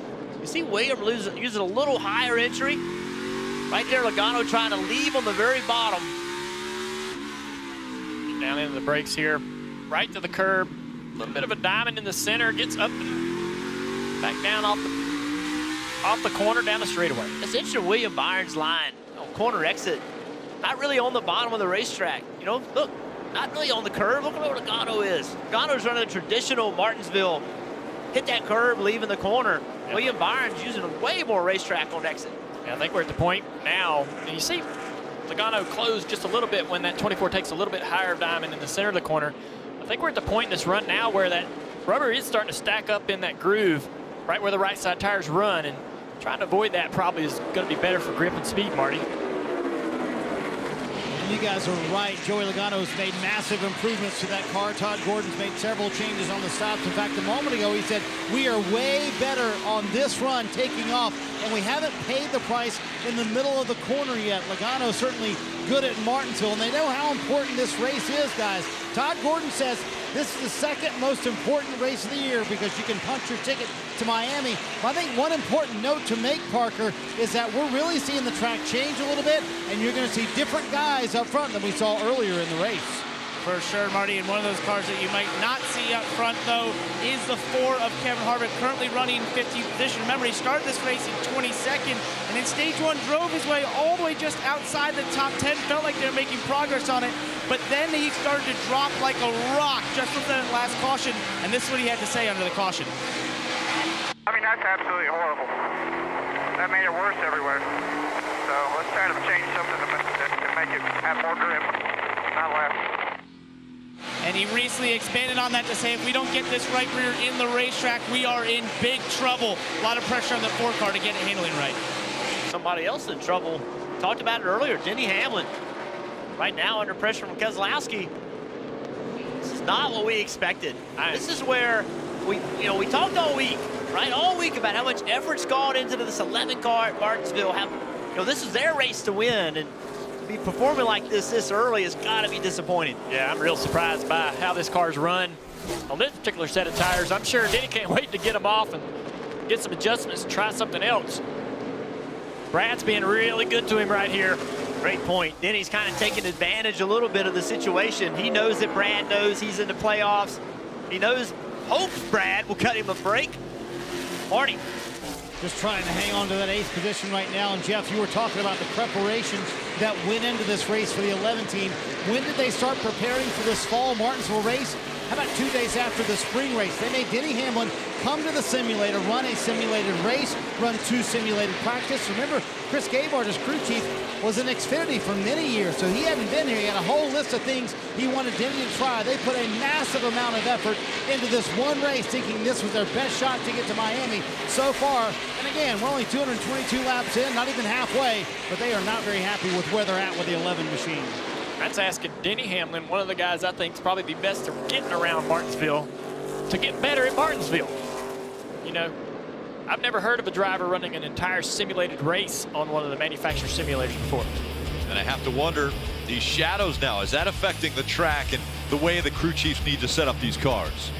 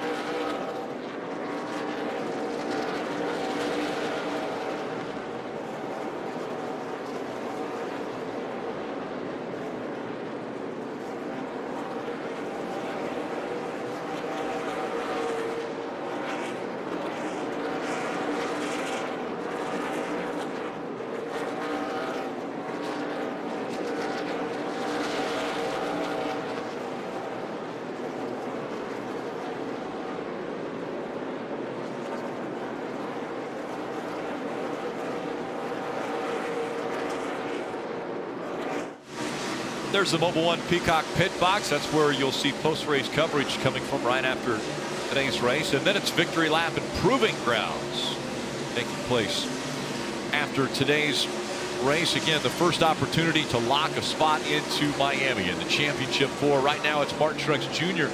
But Clint Boyer, Ryan Blaney, Joey Logano all looking stronger later in this run. And Rick, 20 laps from halfway. When we talk about 500 laps, how long it is, we have seen a broken axle. The 48 had damage on pit road. Brad Keselowski had a left rear tire rub. Denny Hamlin was good early. He's fallen back. Now it's Truex. And that's not even in the first. I mean, we haven't even got to halfway yet. Yeah, Steve, this track has continued to change, right? So a lot of times in this racetrack, we see somebody that's really good early, but not so good late. I believe these Penske cars, this 12 of Blaney, 22 of Logano, I think that this cooling track, right now, it's shaded at 1 and 2. This cooling track, I think, is benefiting them. Marty. And you got to wonder if that's the case, because the 22 has come alive, and Blaney, who's been solid all day long, seems to be even better, especially early in the run. Remember, Blaney's had that long run speed, but Joey Logano and his team have made that 22 better. And I think you're right, Jeff. This weather is changing out here. It's important to note. I think the track's going through its first big swing of the day, and you see these Team Penske cars coming to life. Looked like a little contact between that 12 and 14 off turn 2. A little bit of fitter damage on the right front of the 12. Here it is. Leans on the bump just a little bit. Clint was loose before he got to him, though. That's racing. That's just Martinsville. You can't, if you're Clint, you gotta not get mad about that, right? That's just Martinsville racing. He knew he got loose before Blaney got to him. Here comes Logano. He's going to beat a Clint really soon. Now Logano saw all that. He knows that 14's got a problem with rear grip. He's going to try to push the issue. See, Denied rolling out of the garage right now. He'll be coming back on the racetrack, but he's quite a few laps down, currently running in the last position, 38th. You know, Timmy Hill, that was a spot ahead of him, is already 31 laps down. Looks like 52 laps down for Chase Elliott. Well, they're in a must-win now, right, guys? I mean, I don't see any way around it. We'll have to go to the next two races and win. Yeah, barring a major catastrophe early in the race next week that takes up a bunch of players, or still have a wreck here. I'm sorry, I may have gotten ahead of myself there. I have seen some steam come out of a radiator here in a restart. It could happen again. 48 points back for the 9 team. 42 of Kyle Larson is 42 points below the line. The 4 of Kevin Harvick, 28 points below that cutoff line. And again, we mentioned at least one driver will make it on points into the championship 4. But a win and you move on. Riding along with Joey Logano, he's running in the 4th spot. It's still Martin Truex Jr. Ryan Blaney has been able to pass Boyer. He's up to 2nd. Boyer now running in the 3rd position. Logano 4th. And William Byron is 5th. Truex caught 17 and a 0-0. Had to make it, had to really push the issue to get by him. Blaney was running him down. Truex trying to be calm, but just couldn't be calm any longer. Had to go. Will Blaney be able to clear them both through 3 and 4? He's going to get to the inside, sure enough. Look how close he is now. And that's the gap. So Ryan Blaney trying to chase down Martin Truex Jr. with 19 laps to go. Can he catch him? If he does, what will he do? We're going to go NASCAR nonstop. You won't miss a thing for this battle for the lead.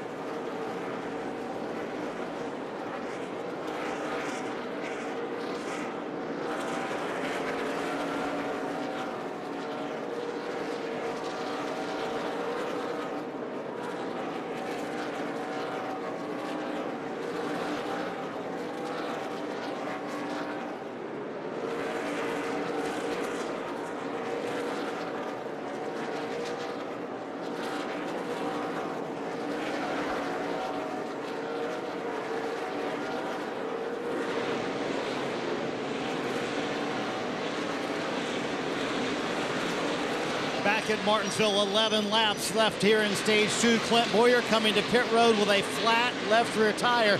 Not a playoff driver, but running in the top 5 consistently today. Man, this one's going to hurt for Boyer. Well, you think it hurts worse now. Yeah, they changed the left sides. It's a flat right rear tire for Clint Boyer. They came out, they put brand new lefts on it. The right rear tire is going flat. Watch, this is not going to work. He's going to go down to the corner. Yep. Sits on the right side track bar, up the track. Coming inside, lined up. The right rear tire is flat on the 14. You see it. It was not a left side tire.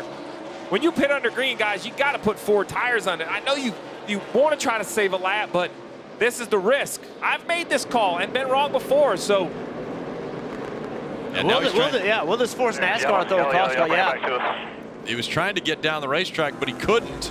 And now the caution has come out. Sorry, Rick. The left rear tire had all the writing rubbed off of it, so they just assumed it was the left rear.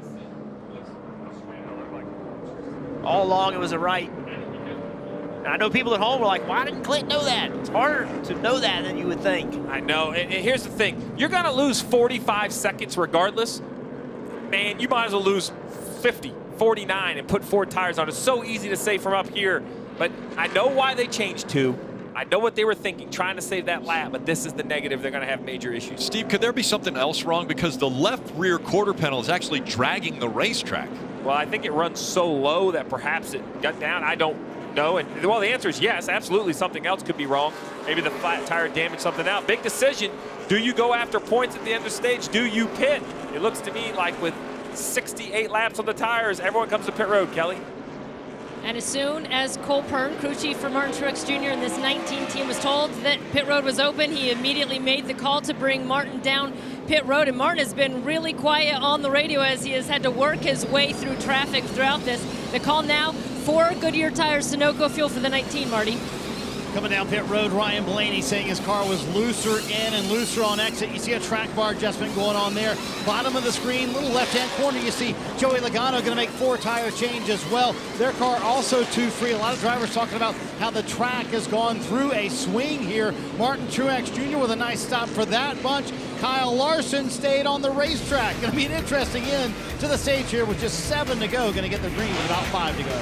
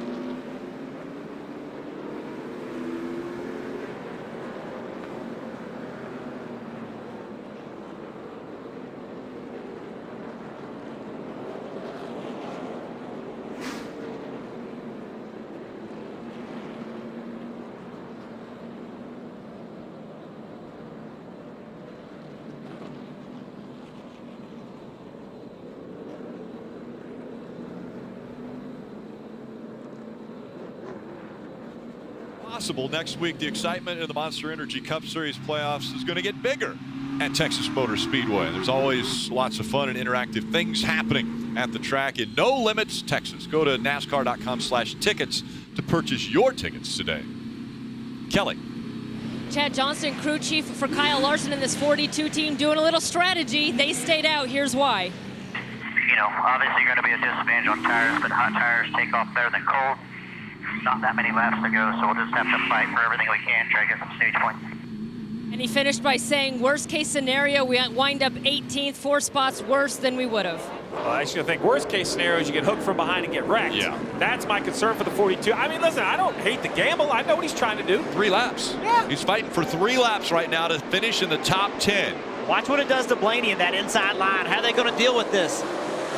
He actually gets a better restart than the 19 of Martin Truex Jr., but he tucks in behind him. Blaney has to check up. Now Blaney hard charging on the inside for second. They know it's a race to Kyle Larson. They know he's on older tires. Who's the first one to get to him? Kyle Larson hanging on right now as he comes out of 4. Now he'll see the white flag one more time around. 2 more times around, excuse me, 2 more times around.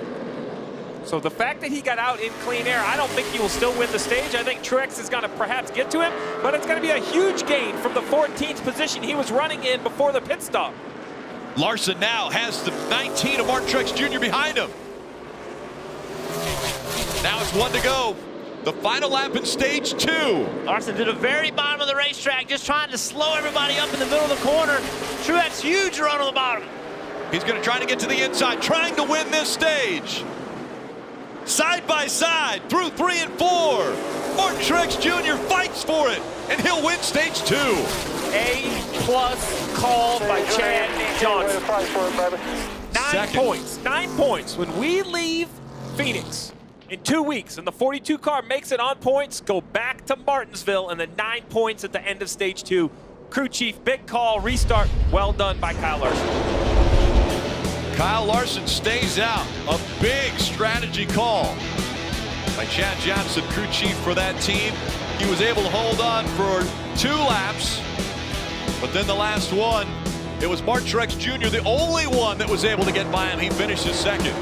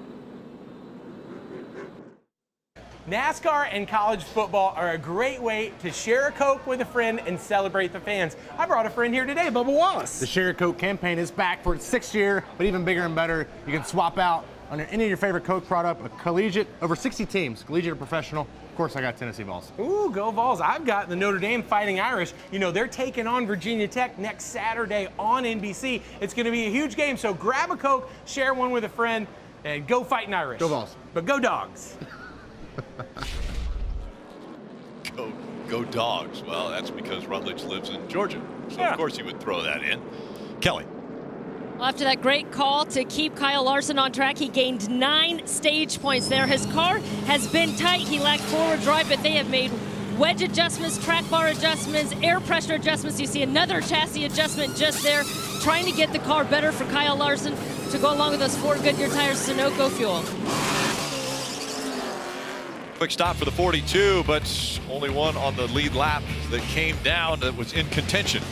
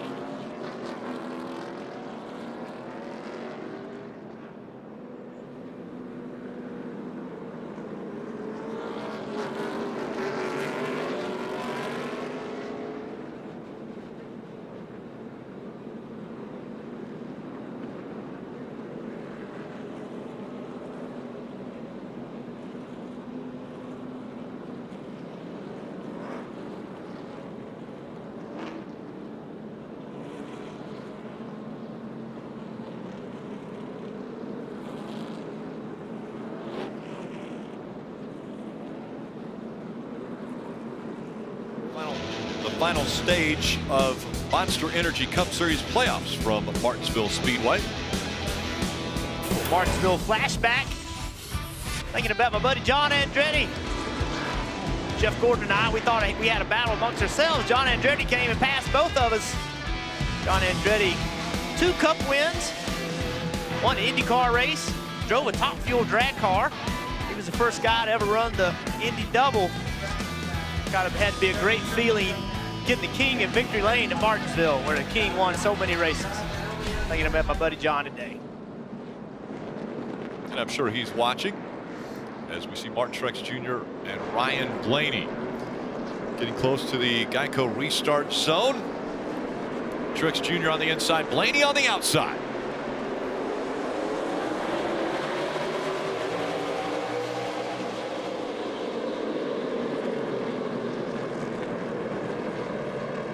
Truex gets a good drive off, using that inside line to his advantage. Blaney clearing his teammate nicely into second place. Battle rages on behind him. Denny Hamlin sliding up the track there. Keselowski. Erik Jones getting into it.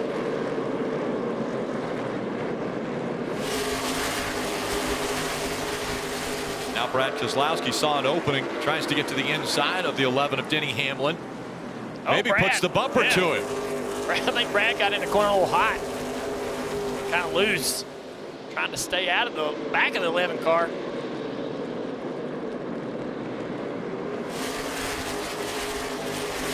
Always tense times, these restarts. You have to go. You got to go get some when you can. This is Martinsville, basically in a nutshell right here. You've run half the race. We've talked the same names over and over. And then here, Ryan Newman shows up in the 11th position. Austin Dillon up inside the top 15. Kevin Harvick, the one of Kurt Busch. This is a racetrack, Rick, that you can hang around on that lead lap. Hang around all day long. You never know how the cautions are going to come, how the restarts are going to go. Great shot right here, Hunt Brother Pizza Cam. And this is an example. We've seen Kevin Harvick struggling all day. Sees people stuck on the outside trying to take advantage of it. Suarez gets to the bottom, and that's frustrating because you thought you had him.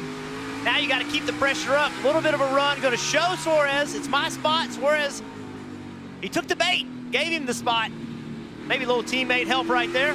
Yeah, it looked like Suarez. Oh, he gets a good run off. Now he's going to take the bottom back.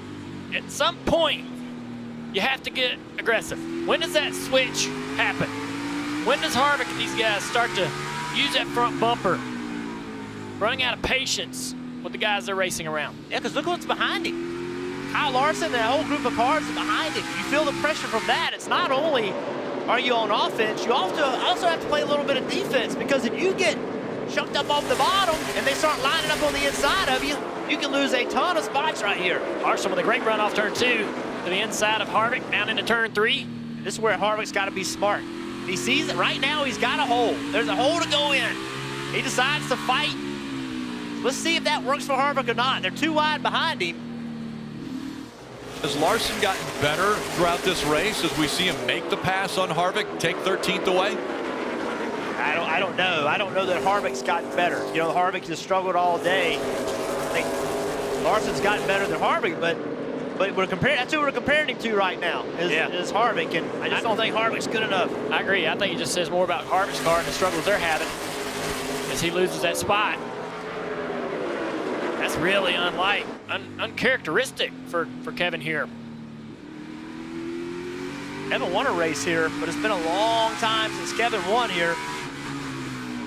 And an unfamiliar position for Kevin Harvick as well. He came in to this race and this round of the playoffs in the bottom 4, which he hasn't done in quite some time. So now Kevin Harvick needs to fight for positions and points, although he has been very good at Texas and Phoenix, the 2 races that are coming up next. On the top of your screen, you see Suarez, the Stewart-Haas car, then Larson, Chip Ganassi Racing. But this Stewart-Haas car, the 10 of Aric Almirola, he's run up inside the top 5, top 7 all day long.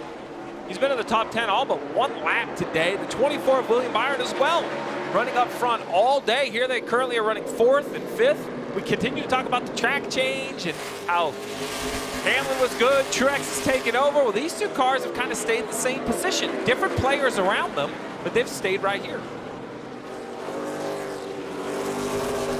Really good battle. Truex is driven away from this group. We've seen that over and over on restarts. Yeah, it looks like Blaney maybe not quite as good as he was beforehand, and as this track transitions and we get a lot more shade, a lot more cooler temps. How's it affecting these cars, Marty?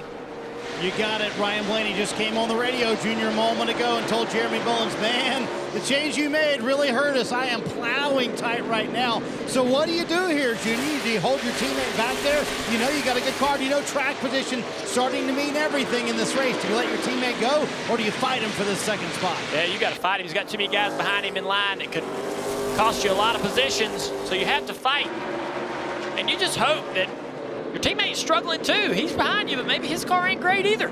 That's right. You know Truex is better, but you don't know the guys behind you. You don't know what they got. Now you get ready to find out. Yeah, Joey Logano. Yeah, I'm going to show you, but that was a great example. Joey Logano just showed him, hey, look, I'm quicker. And that right there wasn't a hit to knock him out of the way. It was a hit to say, look, I'm better than you are. Oh, look at that. Same way that view to the bottom was.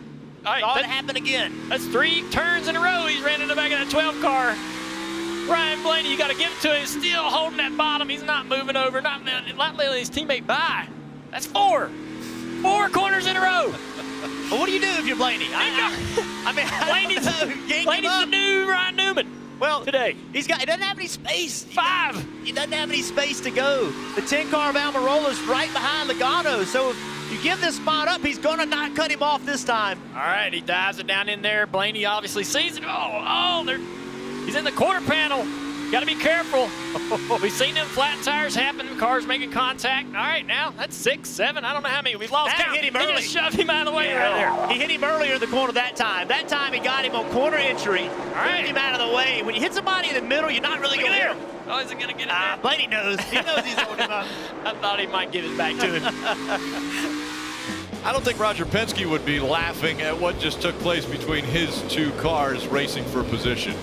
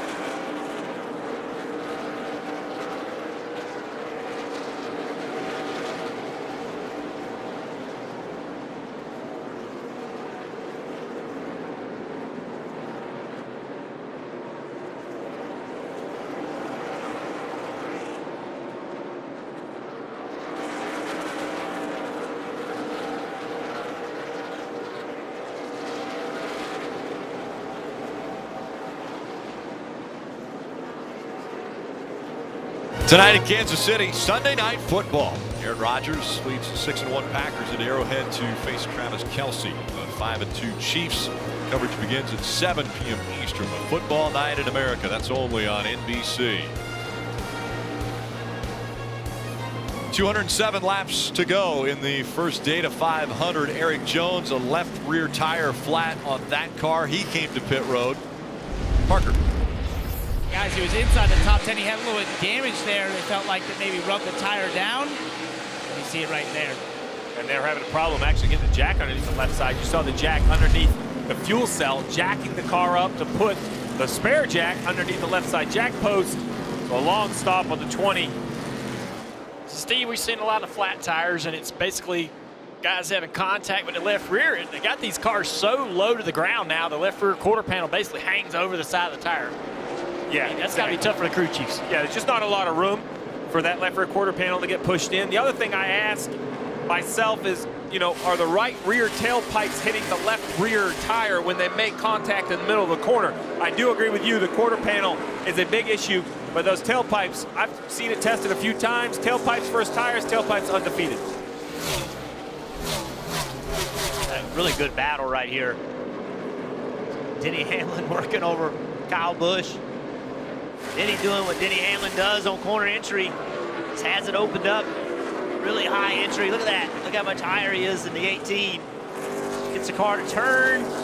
Leaves with a lot of rear grip.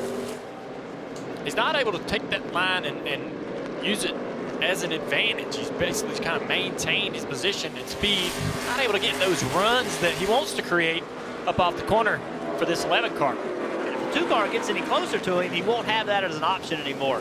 See right there, the 2, right in the left rear quarter panel.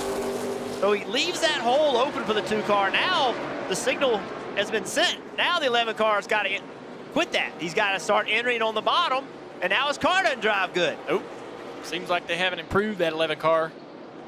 That's Martinsville, right? You want to do exactly what Denny did. Open up the entry. Get that turn. That's great when you're by yourself, but the minute somebody puts pressure on you, now you can't do it because they're going to fill that hole. 12, 24 cars are battling it out here. Byron has passed 10. Aric Almirola for 4th place and drove right up to the back of this 12 car. Blaney, who's still struggling with a tight race car, rolling around that bottom, Marty.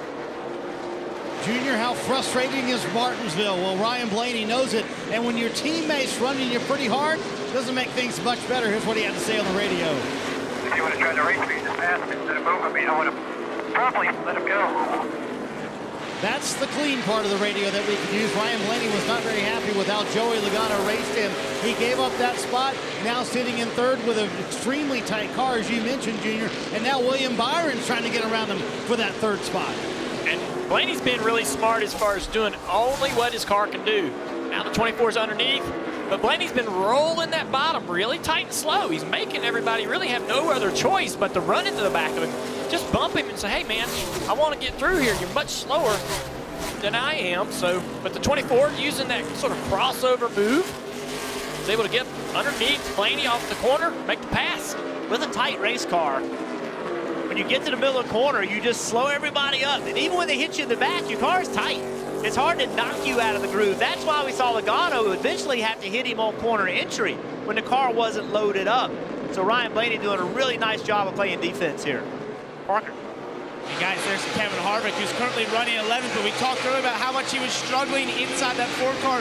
No rear grip. He restarted in 16th. He's driven up to 11th. It really seems like that car is coming alive. He's starting to turn lap times. They're top 3 fastest on the racetrack. And I think this goes a little bit what you're seeing there, guys. Look at that shade starting to come over this racetrack. We talked about the transitions are happening. They've made some big changes on that Ford car, but I think the racetrack has come to him as well. Right in front of them, Kurt Busch and Ryan Newman been side by side since basically we went back to green flag. Newman's drove in that school bus up into the, he drove it up into the top 10 here, and he don't want to give it up.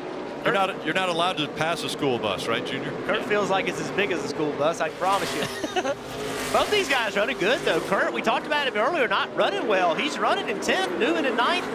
And the idea, like we talked about Blaney rolling around on the bottom, giving nobody an opportunity but to just go run in the back of him to get around him.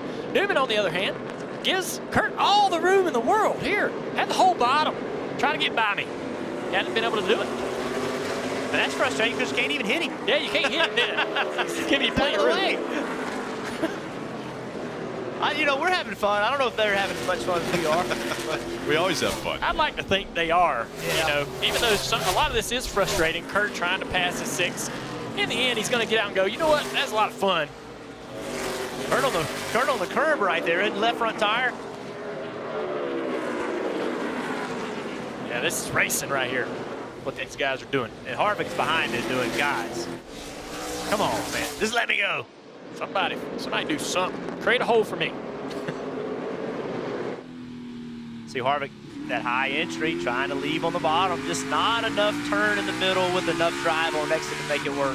That was crazy. I was waiting on him to get on the gas, and they are waiting forever around this corner until you get into the throttle right there real late on these long runs. Waiting on these cars to roll around. How about this, guys? A new player, the 43 of Darrell Wallace Jr., up to the 12th position. Decent run for this 43. Car continues to get better. A little bit of damage on the left side. Looks kind of like most every other car out there, but he actually, as Harvick caught the Newman-Kerr-Busch battle, that's allowed Darrell Wallace Jr. to kind of close in on the back of the 4. Yeah, Darrell probably pretty comfortable here with 2 truck wins. Probably comes here to this racetrack thinking, man, I love this place. I could probably be a part of helping us run well. Let's take a look at today's lap leaders, brought to you by Mountain Dew. Martin Truex Jr., 275 and counting as far as laps led here. He led 262 laps in his previous 27 starts at this racetrack. He won stage 1 and stage 2. He's trying to sweep again. Martin Truex Jr. out front, looking for his 3rd short track win of the season.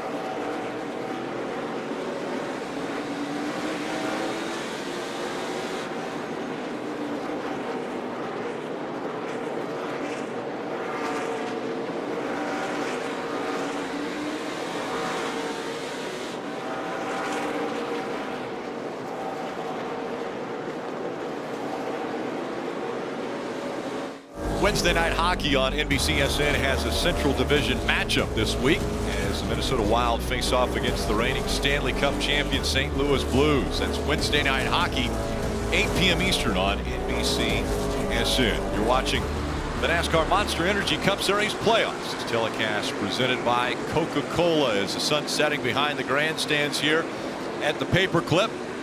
Martin Truex Jr. putting on one of his best performances at a short track. 283 laps now led as Logano is under fire from William Byron for the 2nd spot. Byron having a great run today. This is the most he's ever ran in the top 5 or the top 10 in a cup race before.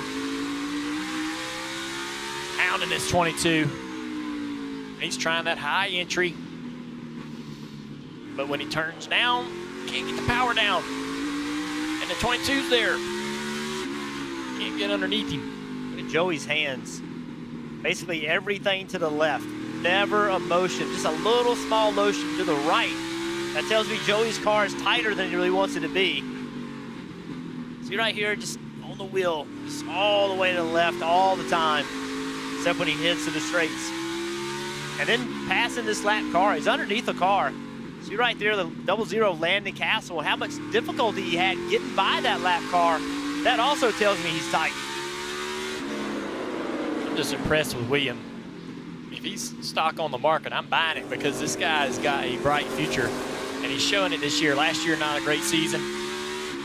This year, with Canals, it made a lot of gains, just kind of slowly getting there, methodically. And here he is at a tough short track. He's a kid with a year of trucks full-time, a year of Xfinity full-time, 21 years old, go cup racing. 20 years old, he went cup racing. I mean, that's crazy. Marty. Fun battle there for second. There were some changes for the Team Penske cars on pit road this weekend. Graham Stoddard moved over to Joey Logano's car. You saw the 22 a moment ago. He came off with a 12 car. Meanwhile, Ryan Blaney gets the entire 2 pit crew, getting one of the top 5 pit crews on pit road. And you could tell in his comments this weekend, Jeff, that Ryan, yeah, it's great for on-track performance, but he told me, I know those guys. I know their families. I know their kids. I'm close to those guys. So for me, I understand the business side of it. The personal side of it is tough. Yeah, I want to win races. I want the best pit crew on pit road. You see the battle for second there. Looks like William Byron's going to get it. But when you make those pit crew swaps, Jeff, it puts the driver in a very interesting position, doesn't it? It does. You want the best pit crew you can get, Marty, but you went to battle when the year started with your guys, right? And you got here together, and it's a tough call. You want the best pit crew with the guys that are in the playoffs, and if the company thinks that's the thing to do, then that's probably what you should do. But it's tough not only for the driver, but the crew chief as well. It puts everybody in a difficult situation. But listen, I'm not going to fault upper management at Penske. If they think the pit crew off the 2 is better than the 12, let's give the 12 a better chance to win a championship. And those are the kind of moves you have to make. It was a 4-second lead when William Byron was able to get by Joey Logano. Martin Truex Jr. has now 3.8 seconds separating. Run. Guys, I can't help but notice that we're not seeing a lot of those brake issues that we've seen at Martinsville of the past. Steve, I'm wondering, are there some new tips and tricks that some of the teams are using with the new brakes today, or is it the package that's kind of changing how much the drivers rely on the brakes? You know, Rutledge, I really think it has a lot to do with the rules. The braking systems as a whole have actually been locked in by rules for a couple of years as far as discs and calipers and what the teams can run. I think, one, the cooling has improved dramatically. The teams are getting smarter with cooling. The drivers are becoming smarter and smarter with how much brake they have left at each racetrack. And then that big spoiler, why aerodynamics is not a big conversation at Martinsville, it's still a parachute. And even here at Martinsville, it helps slow that car down when they get off the gas. Steve, you called it. This 43 of Bubba Wallace. He has passed Kevin Harvick. Now he's putting pressure on Kurt Busch and Ryan Newman. Ryan Newman running ninth. Bubba Wallace trying to get into the top 10. And you guys said at the top of the show, sorry, Junior, about this being a driver's racetrack. So Bubba Wallace really got to, feel good about this. This has got to build the confidence on the driver that's really had a struggle this year and has been open about his struggles, but here he is doing his best work. Let me call Ryan Newman. I think that's where it ends. He's gonna have a hard time. Look, he's gonna drive in there. Oh man, that's tight. Contact right there. Oh man, that was close. Good job by both those guys. Not to make that a little bit worse situation than it is. Let's see if this 43 can get up here. Kevin Harvick has a fullback. The running back of Kevin Harvick says the 43 is my fullback. You make the holes, I'm going to try to go through. Unable to fill that hole, though. The 4 car is just not good enough. It's kind of as simple as that. I don't mean to make it sound easy. I think it's just not good enough for Kevin Harvick to advance. Kevin Harvick stuck back here. And a lot of beating and banging taking place. Rear tires being cut down. And of course, that means sparks are flying, but they'll be flying a little more as we continue to get closer to the checkered flag.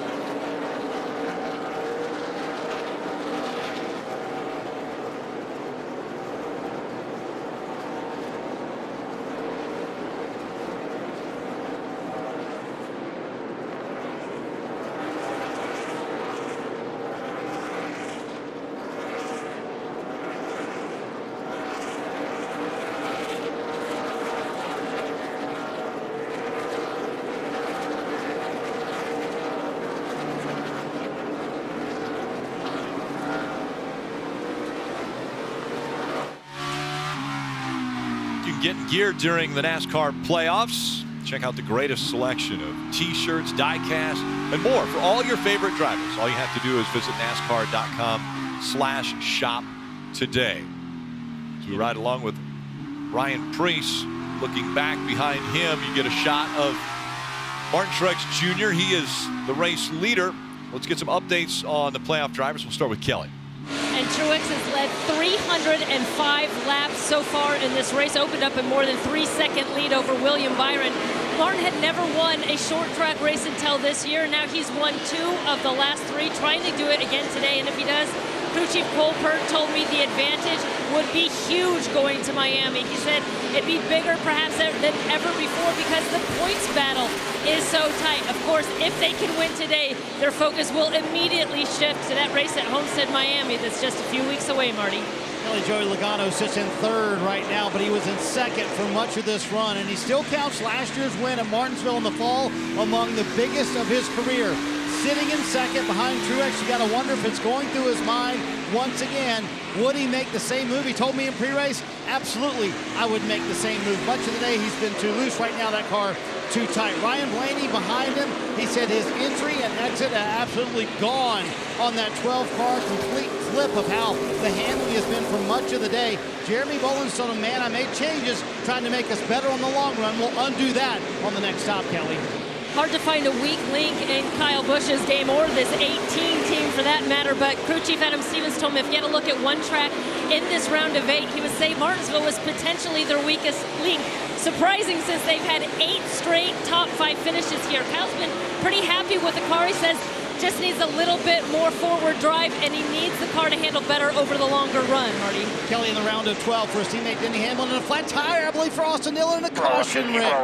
Caution has come out now for the 6th time today, and this will re-rack as Austin not able to stay down. I was watching him down into turn 3 on the inside of the 17 car. And as 3 gets loose, Will hopping the rear tires in the braking zone into the side of the 17 car. Stenhouse cut the right front tire down on that 3 car.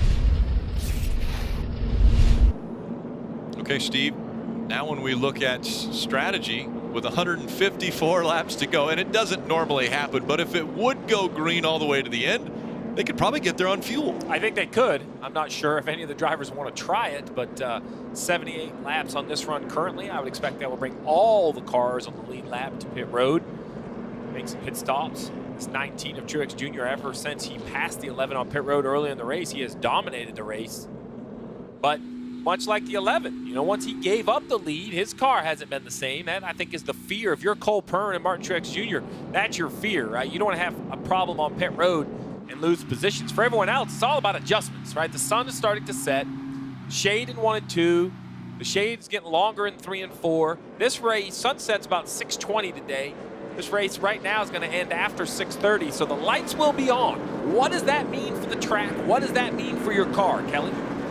Well, for Martin Truex Jr., he said that he felt like his tires just seemed a little bit more pumped up that time around. As for balance, he said he was a little bit tight center and free getting off the turn. So the call for him, of course, will be 4 Goodyear tires with an air pressure adjustment and some Sunoco fuel, Marty. Kelly, you can feel it getting cooler. You see Joey Logano literally pushing William Byron down pit road. William and his team have worked all day long to make the car better on the long run.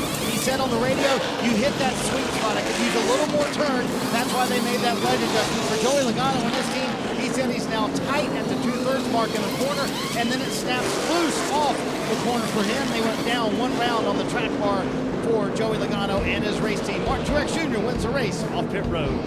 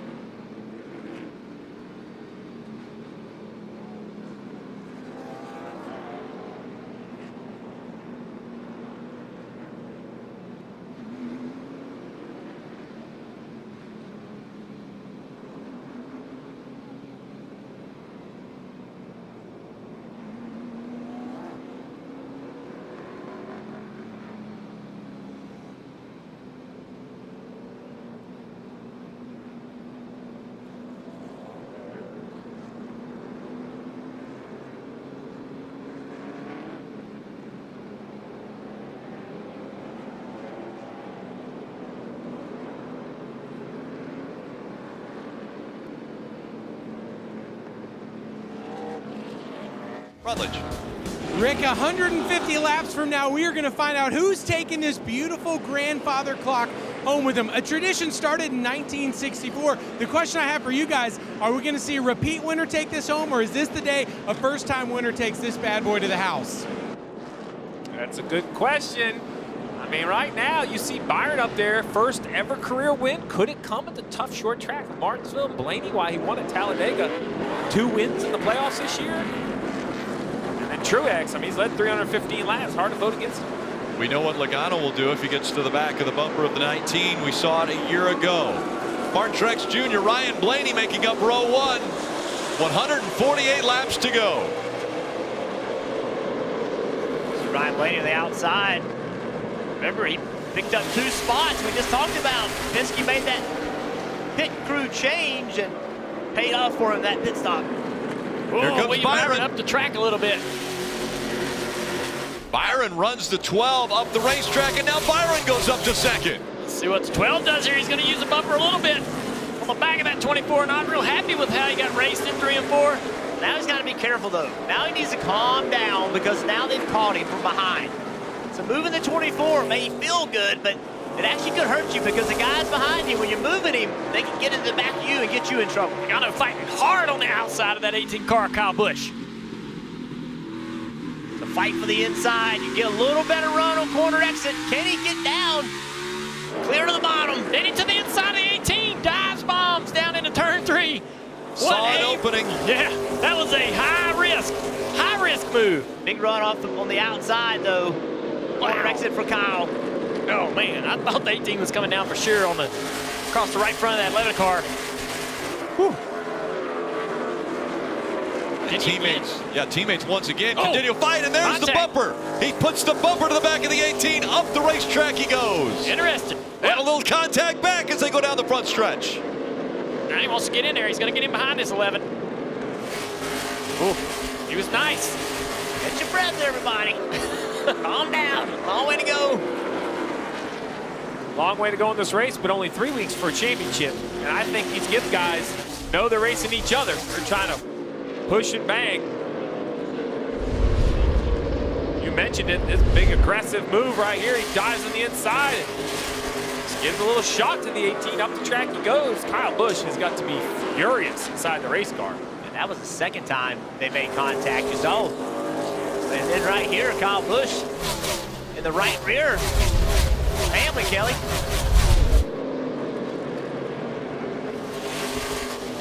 Kyle Busch might be furious, but he hasn't said anything over the radio. I think he let it be known there on track, but his spotter, Tony Hirschman, said what you guys just said. Calm down there. A lot of racing left to be done, Marty.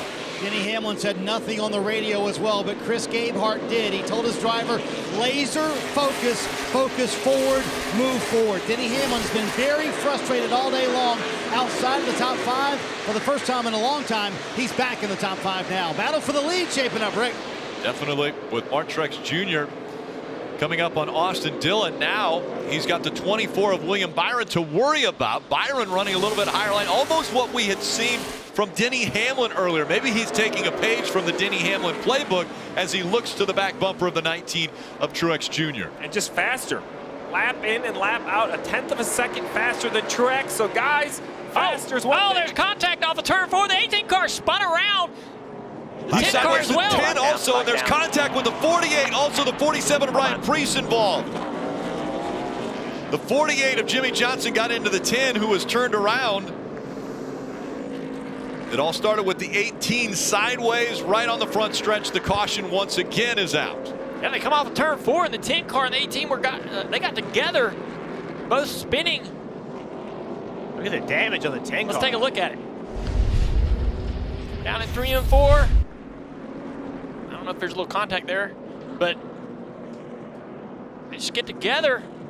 Really similar to last year's finish. And it turns the 18 back across the racetrack. The 10 spins to the inside. The 48 makes contact with the 10 here. Big contact. Wow. Doesn't look like anybody hits Kyle's car. Very lucky. I think he was extremely lucky. Look at Matt. Look at Chase Elliott. Oh, gosh.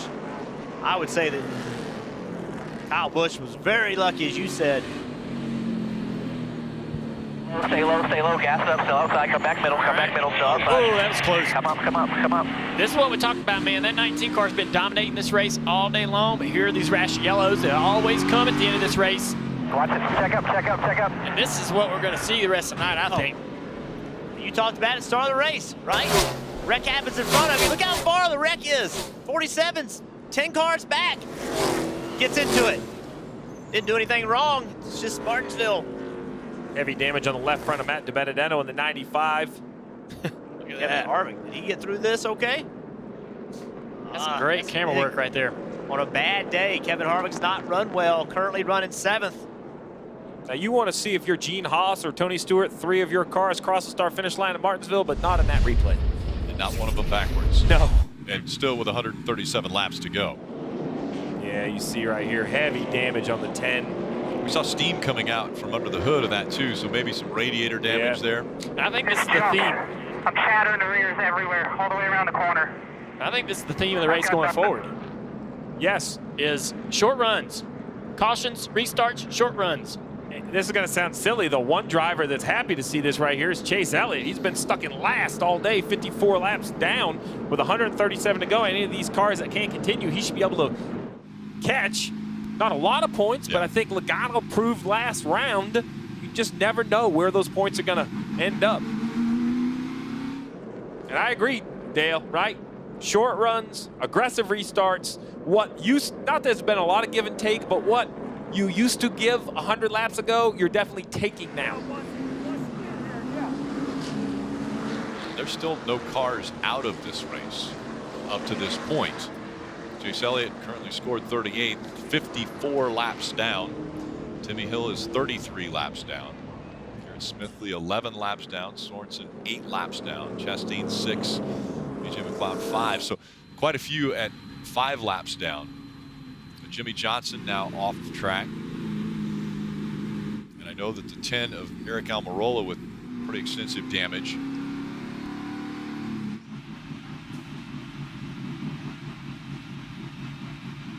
So Martin Truex Jr., after leading 329 laps of this race, is going to have to fight once again to stay up front. Now it's going to be with William Byron, who really has shown some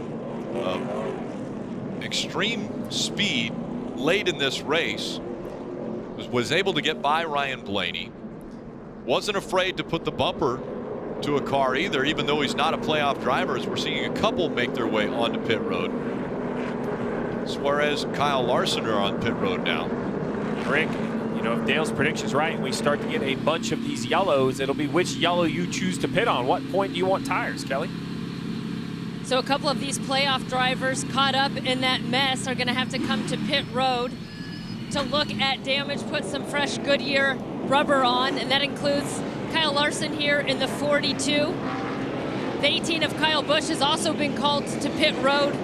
Adam Stevens telling him, we got one shot at this. We do not want to go a lap down. And you could hear Kyle Busch just complaining about his race car. He said this thing is junk. And he was chattering through the corners. You can see the damage there to the left front of that car, but they don't want to spend a lot of time messing with this because they do not want to go a lap down. Getting ready to cut some of the left front fender off as they go to work on the 18. We'll be back for the restart here at Martinsville.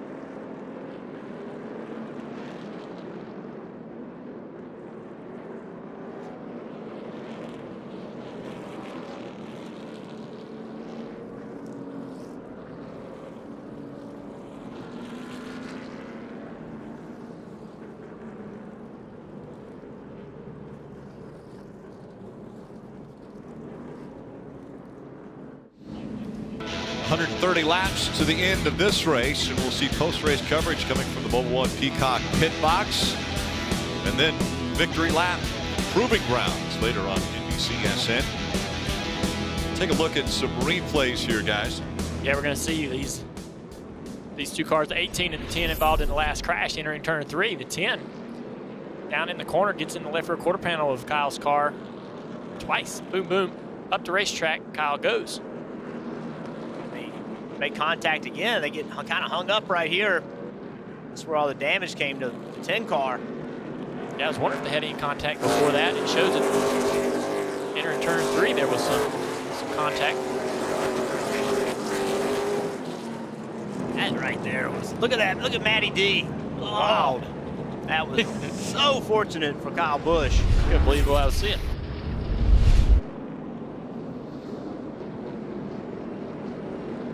So while the cleanup continues on the front stretch, let's take a look at the Ram trucks built to serve. Yeah, the track's going to change. We've went from the afternoon as the sun goes down behind the grandstands to late in the evening, shade, and the track temp drops. Got to stay ahead of this racetrack. It's going to change a lot. Keep adjusting your car. Yeah, and you're going to have to stay ahead on the strategy. 130 laps to go. Everybody can make it on fuel, but at what point do you need new Goodyear tires? We've already seen one yellow. I expect a rash of yellows from here. Martin Truex Jr. is kind of driven away from the field, but lately we've seen some pressure being applied. So as he approaches lap traffic with cars behind him that can put that pressure on, he's going to have to negotiate through them really well, or he'll be used against him. Could be interesting, the 12 and 22 lining up right next to each other. Listen to Ryan Blaney's radio. Hopefully we can drive away here, but like if we ever find ourselves in that situation like we did earlier with the 22 behind you, we're probably better off to pull down and let him go around, and then that'll keep some guys behind him from getting beside us.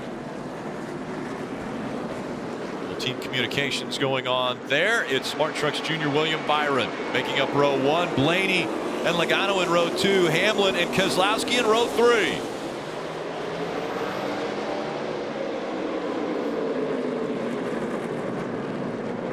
Blaney able to stay right on the back bumper of the 19, fighting for second now with Byron.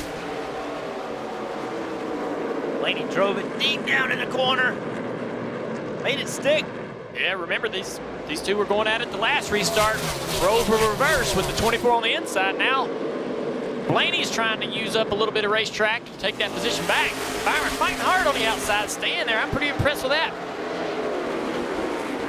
I'm impressed that Blaney can outbrake him that much on the inside, get into the corner, and still stay on the curb. Look who's entered the fray. The 11 of Denny Hamlin, the pole sitter today, led the first 30 laps, lost the lead on pit road, just never seemed to recover, but here he is back racing the 24 car inside the top 5. Oh man, are we 3 wide? Just about. Oh, Denny up the racetrack here. Now 22 doesn't take advantage of it. And William Byron frustrated right now. Yeah. Man, Denny was having a hard time. We got a lot of guys have some issue on the front straightaway. Everybody gets through okay. Staying green. 88 at Bowman is going to come back to pit road. You see a lot of damage. Yeah, there's a lot of guys. 41's in the wall in 3 and 4. Yeah, there's going to be another yellow perhaps. 41 went up, make contact with the wall. He's still rolling, slow. The flat right front tire on that car, Daniel Suarez. The 88's on pit road with a flat as well. Yeah, a lot of these guys had some issues on the front straightaway. I caught the back tail end of it. It's too bad for Bowman. He had recovered from an earlier loose wheel to get back on the lead lap. Let's take a look at this. So the 88 on the inside of the 43. Loose off the corner, lot of contact. Actually climbed the left rear tire. Oh man, look at that. Big contact right there. Man, that was bad. Yeah, that was the first wreck that didn't really create the yellow. Everybody kind of kept moving. And then the 41 went down and hit the wall again. Look at this. Got like an open wheel car. That right front climbed the left rear of the 43. Kyle Busch back there saying, guys, please don't make my day worse. Kyle Larson, he's just trying to survive the day. Happened right. This is on board with Kyle Larson right here.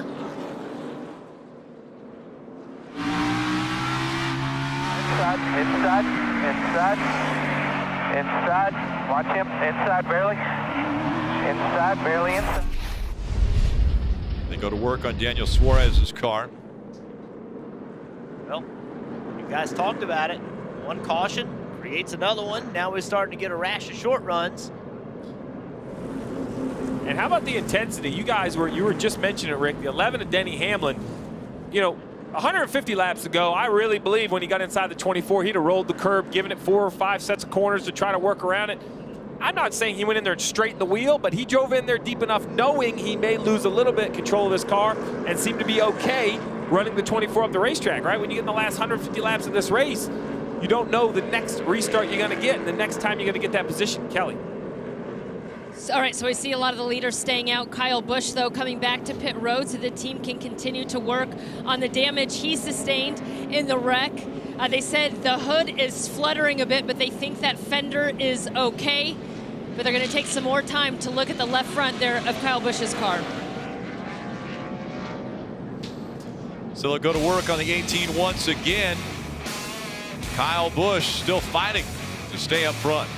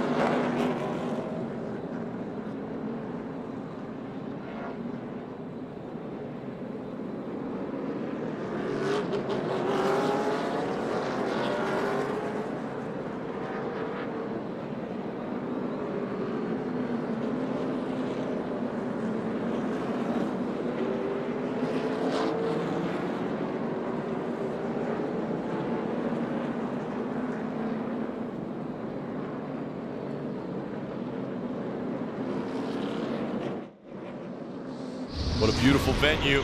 Our aerial coverage presented by Coca-Cola. Coming up on 119 laps to go. NASCAR Monster Energy Cup Series playoffs from Martinsville. It's telecast presented by Coca-Cola. Lights are off on the pace car, meaning next time by they will get the green flag for the restart. Already 8 cautions.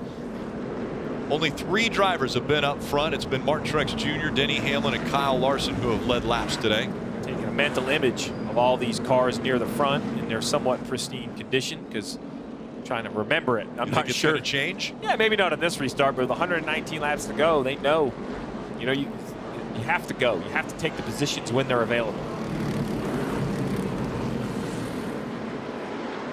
Martin Truex Jr. on the inside, Ryan Blaney on the outside. Let's see what Denny Hamlin does now with that inside position.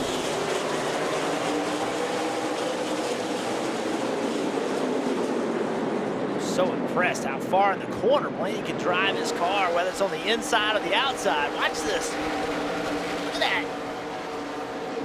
It stays in the lane. Wow, he's going to beat that 11 car Hamlin off the turn forward, take that second spot from the outside. Just drives in the corner so deeply and then gains an advantage by doing it. Let's see if he can run down Truex. Nobody's been able to get to the back of the 19 car all day long, but conditions are quite different now. Somebody may be getting better as this track is changing. Got a glimpse of the back of this battle. 42 car, Kyle Larson in 10th place. Look at the move by Keselowski, trying to go by his teammate Joey Logano.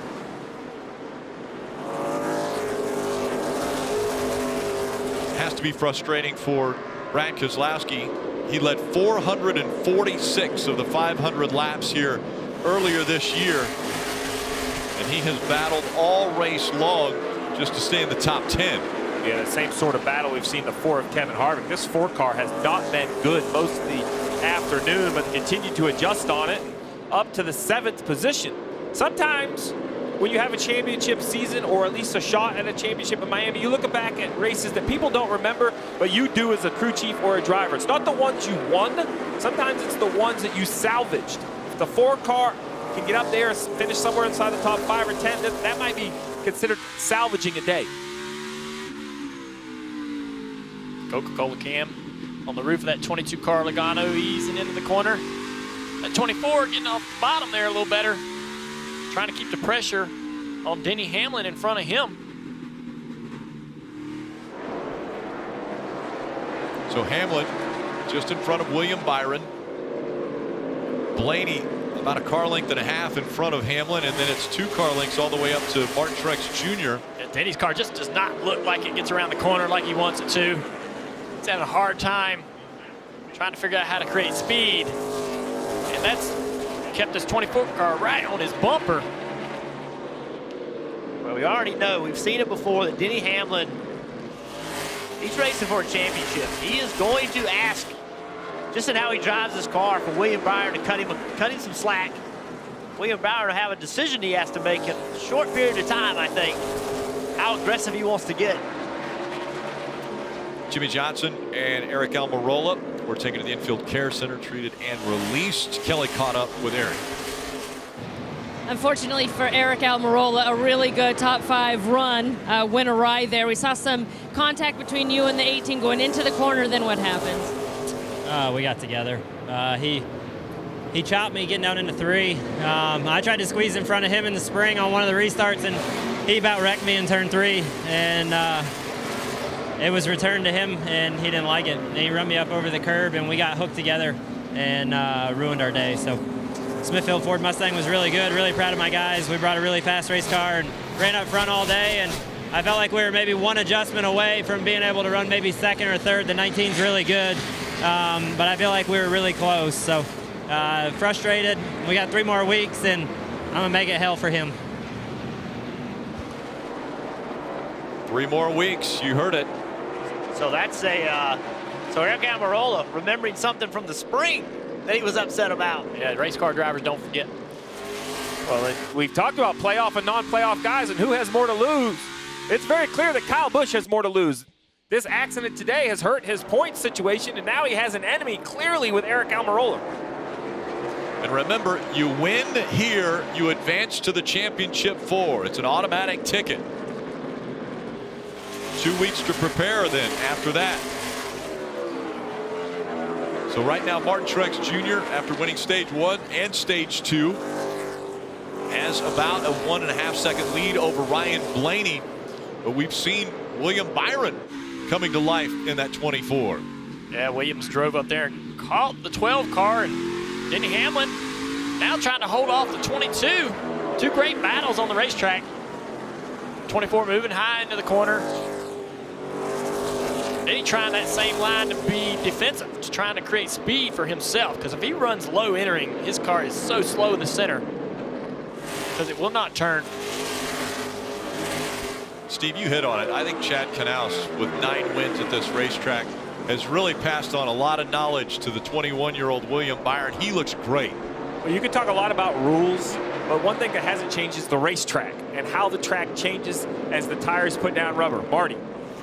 And don't count them out for the win yet. I know Truex is leading all these laps, but they seem to be making the 24 better all afternoon long. William Byron has asked Chad Knaus to make it better on the long runs. And in fact, before he came down pit road the last time, he said, you hit the sweet spot. I needed a little more turn. That's what we got. So William Byron, very good on the long runs and trying to track down Ryan Blaney here for second. And it seems like he's showing patience. That's the other thing that's impressive out of William Byron. At 21 years old, not very many starts at this racetrack. He looks like a veteran as he's racing the veterans on the racetrack. Truex Jr. still up front. Blaney, Byron in the top 3.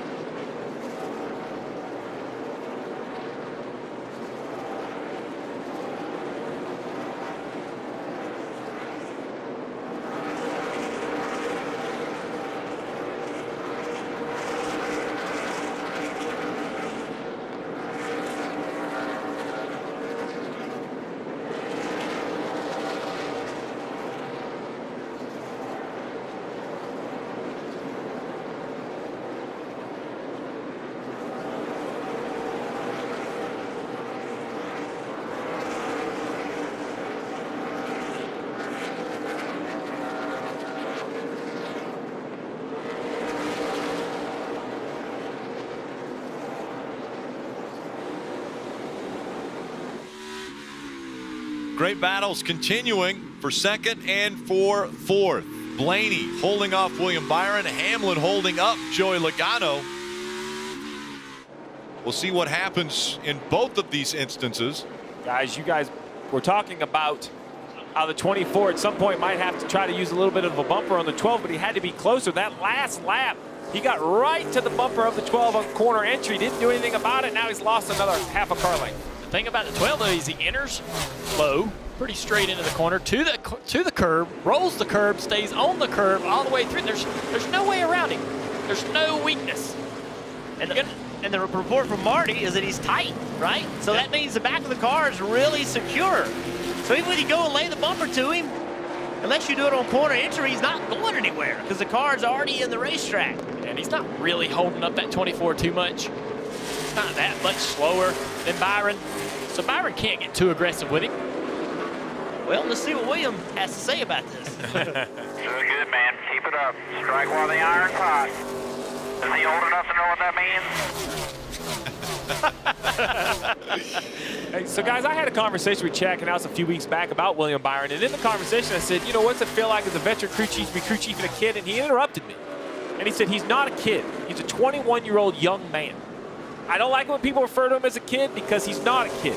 I don't want him to be raced as a kid. I don't want him to drive like a kid. I want him to drive like a professional race car driver. He said that he had a conversation with the team, with the owner, with the sponsors to not refer to William Byron as a kid. And obviously that mentoring of Chad Knaus is paying off as the 24 runs third. Marty. Steve, I had that same conversation with Chad Knaus, and you're right. He doesn't like it when you say kid. He said, stop. He's a man, and he's become a man. And that's what he told me he's most proud of William Byron this year, the man and the racer and the leader that he's become on the 24 team. You think of such a young guy, he wouldn't be a leader, but Chad Knaus said, yes, he is. He certainly leads us in many ways. Of course, Chad leading the team as well. In front of Ryan Blaney, it is amazing how consistent Blaney is. And Jeff, yes, you're right, car extremely tight for Blaney. Here he is, turning top 5 lap times, running in second, saying the car is plowing and not any better than it was when he was complaining a little while ago, but clearly hard to pass him right now. Yeah, this will be a tough pass for sure. One of the things that has happened here is the lights have gone turned on and the sun's gone down. Check this out. We can now see the rotors glowing on the front of these cars. Just tons of brake heat.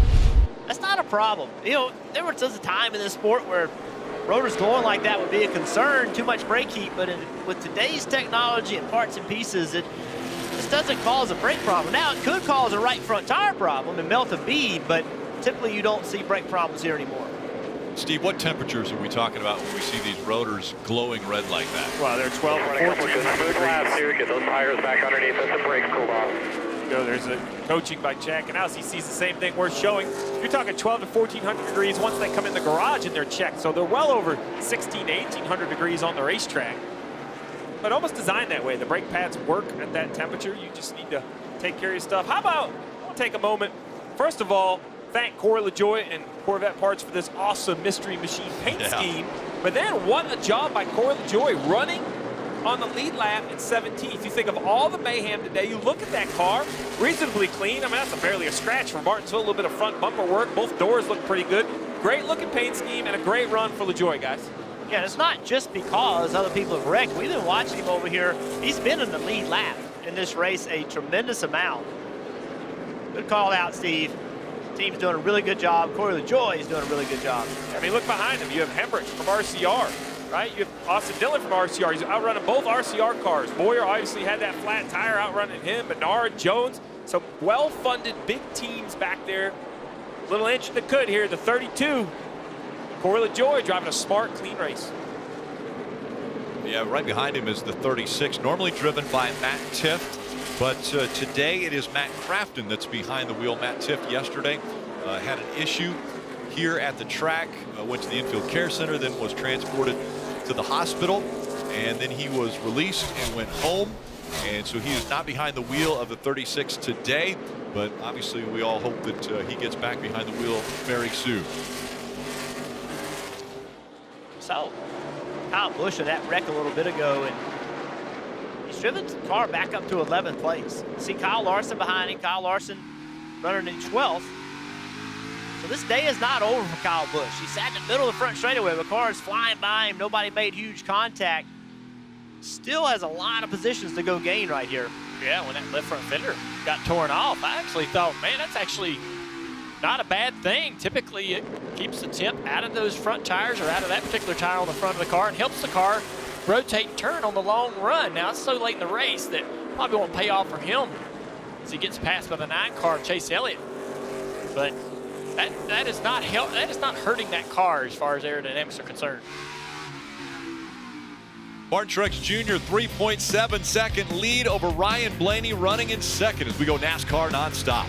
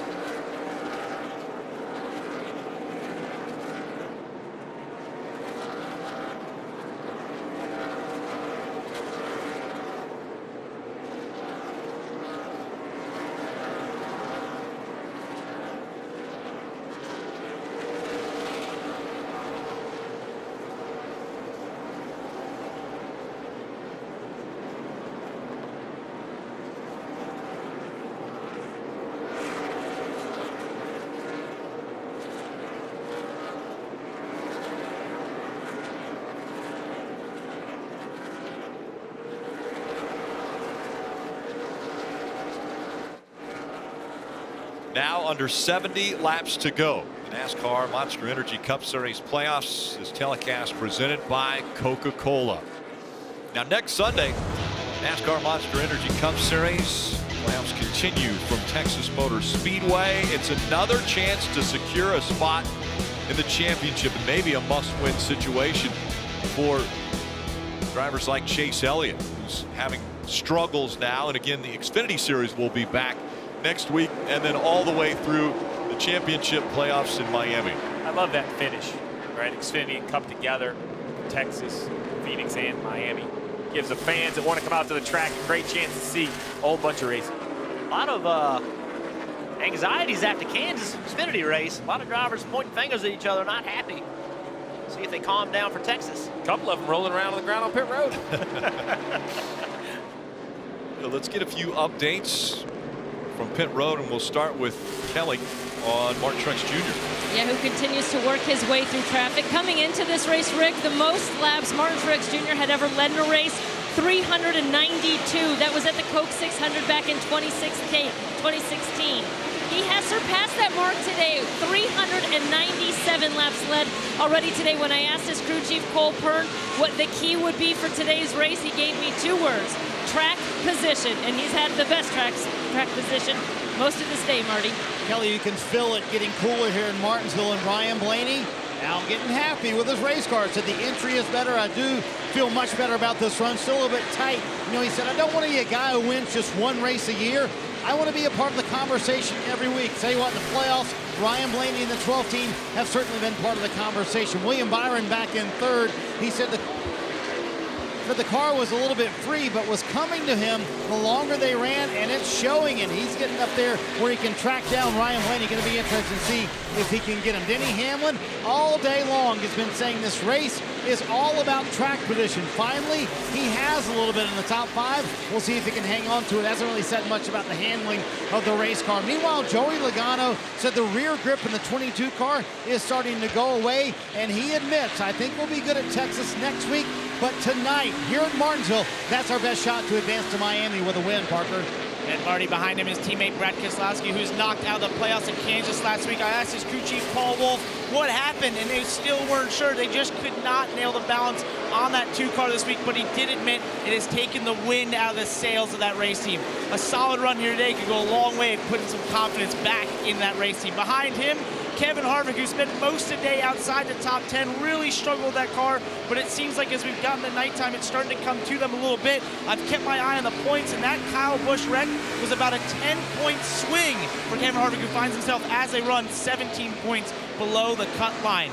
Behind him is Ryan Newman in that 6 car, having a great run in the top 10. Speaking to his crew chief, Scott Graves, I asked him, you know, short track's been good to you. What do you feel is on offer today? They weren't that confident, but they said in the spring race here, they had a great car in practice. They had a terrible race. They had a terrible practice. They look to be having a great race. Maybe it's the inverse for them, Marty. How about this run for Bubba Wallace back in the top 10? Yes, they had some contact on pit road. Yes, they were part of one caution, but all day long, they have been terrific on longer runs, and he has worked his way back up through the field in a hometown race for Richard Petty Motorsports. Bubba Wallace running in the top 10 right now, Kelly. And now Kyle Busch has cracked back into the top 10. He's trying to salvage his day after damage sustained in that wreck with the 10 of Aric Almirola. His race car's just been sort of okay through most of the day, although at the time of that wreck, he said then it was turning like junk tires, chattering. His crew chief Adam Stevens told me their goal today just to collect as many points as they could. Well, they got 6 stage points, and now looking to score some more solid points here if he can finish inside the top 10. And Kyle Busch is going to be a part of Motor Mouse on Wednesday, and he is going to have a lot to talk about. Aric Almirola, you know, Todd Gilliland won the truck race yesterday. Kyle Busch has been in the news a lot here recently, so he'll have a lot to talk about on Motor Mouse. That's on Wednesday, NASCAR America. In the news, not like you would like. Yeah. You'd like to be talking about winning at Martinsville, but even with this damage in the left front fender missing, you just heard that update from Kelly, you know, running 10th, running good lap times, has fresh tires or fresher tires than the leaders. I'm not ruling him out. 57 laps to go. I haven't seen everything happen in the last 20 laps here, so I'm not going to rule out the 10th place car. Martin Truex Jr. has been extremely strong, as we heard from Kelly. Most laps he's ever led in a race. 408 now and counting for Martin Truex Jr. Remember, in the race earlier here at Martinsville, it was Brad Keselowski who led 446 laps. If Martin Truex Jr. continues on this pace, he could lead over 460 laps at this racetrack.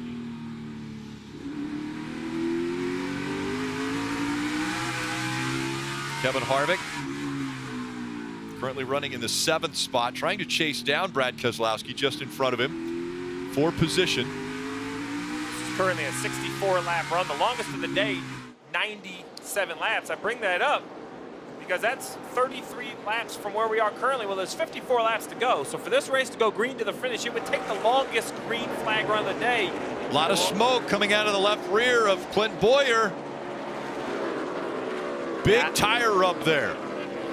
I don't know if he had contact with another car or not. Notice that smoke down the front straightaway the last lap, getting worse and worse. Looks like something. Suspension's broke or something, Steve. Yeah, I mean, it doesn't seem to be obvious to me. It looks to me like the whole entire rear housing is kind of shifting to the left. That's what left rear's down. Yeah, left rear's down. Rear end's braking, guys, is what he said. And there's a left rear going, Rick. And can he keep it off the wall? He's going to spin. No, is he going to keep it straight? The caution does come out. Ooh, man. Oh boy. And another restart. 50 laps to go. And some pit stops. And pit stops. So, I mean, you just heard. Very important. What did Kelly say? Cole Pern said the trick today, the key today was going to be track position. He got it on pit road. He has kept it all day long. We'll see. His team's been great, guys, right? But, I mean, anything can happen on pit road. Clint Bowyer's going to come there right away as that left rear tire down. So with right now it's 51 laps. They haven't opened pit road yet. Now 50 laps to go. Steve, what about a 2-tire stop for that track position? Would anybody gamble on that? Maybe a Kyle Larson or a Kyle Busch? Well, they did pit later than the leaders on some of these yellows that we have seen. It would be a gamble. I think for Kyle Larson, you look at 15 cars in the lead lap. He's running 13th. Can he really go anywhere, right? Can he drive up from 13th? That's the question you have to ask yourself. Or do you say we've had a good day, let's not gamble and get run over, but 50 to go, Jeff. Yeah, just such a big advantage. You saw it earlier. You see Blaney pulling up, passing all those lap cars, getting to the rear bumper of the 19 of Truex, but still a 2-car advantage getting on pit road, Kelly. You can see Martin Truex Jr. in that number 19 car will lead some of the field down pit road. They did not want to see that caution come out. Martin Truex had opened up a sizable lead ahead of Ryan Blaney behind him, but nonetheless, they call him in, and it's going to be a 4 Goodyear tire stop for Truex. Marty? Ryan Blaney told Jeremy Bullins the car clearly got better the longer we ran. I was building loose. Just keep that in mind. He said, remember that air pressure adjustment we talked about at the shop earlier this week? We're going to do that here for a short run, also around a wedge. Denny Hamlin said, I just don't have nearly the grip that I thought I would. 4 tires going on for all of these guys, and Martin Truex Jr. holds serve here on pit road, Rick.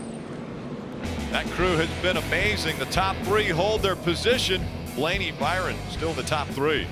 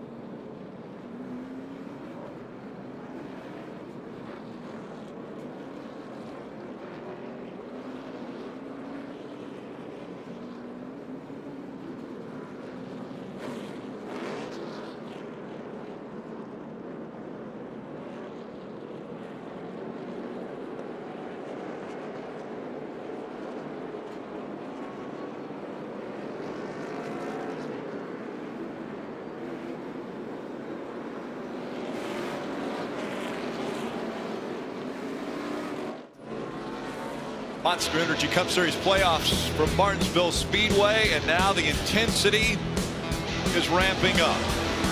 Closing in on 45 laps of racing. When we go back to green, and who will move someone out of the way for a spot in the championship 4?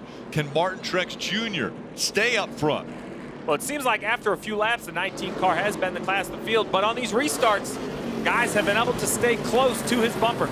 We'll see what Blaney does. He's on the outside, currently second. William Byron down on the inside in third. Joey Logano on the outside of lane 2. Great restart for Martin Truex Jr. Blaney spun his tires a little bit. Fight for second is on now. Look at Blaney sail that thing in the corner. Oh, and he goes contact. up the racetrack. William Byron got into the left rear quarter panel. Watch 12. Watch him outbrake William. Look at that. It's half a car length in the corner on the outside. So impressive. And now the race off. The 24's got him. Here comes the 12. A little deeper into the turn. That was an impressive move right there. Got a huge launch on the corner. Exit of the corner. Into the walls, the 22 of Logano. The 11 put the 22 of Logano into the wall as they came off of 4. And there's some heavy smoke out of the 22. Left rear tire rub. Oh, the left rear looks like it's going flat quickly. A lot of damage to Joey Logano. He's going to go up into the wall. Hold the brake, hold the brake, hold the brake. Keep coming there. Hold the brake up there. Keep coming there. Still no caution. And he was able to stay off the wall, but Willie now in turn 1 and 2, he goes around. Caution will come out. Get fired up and get ready to roll here. One more, go, go, go, go.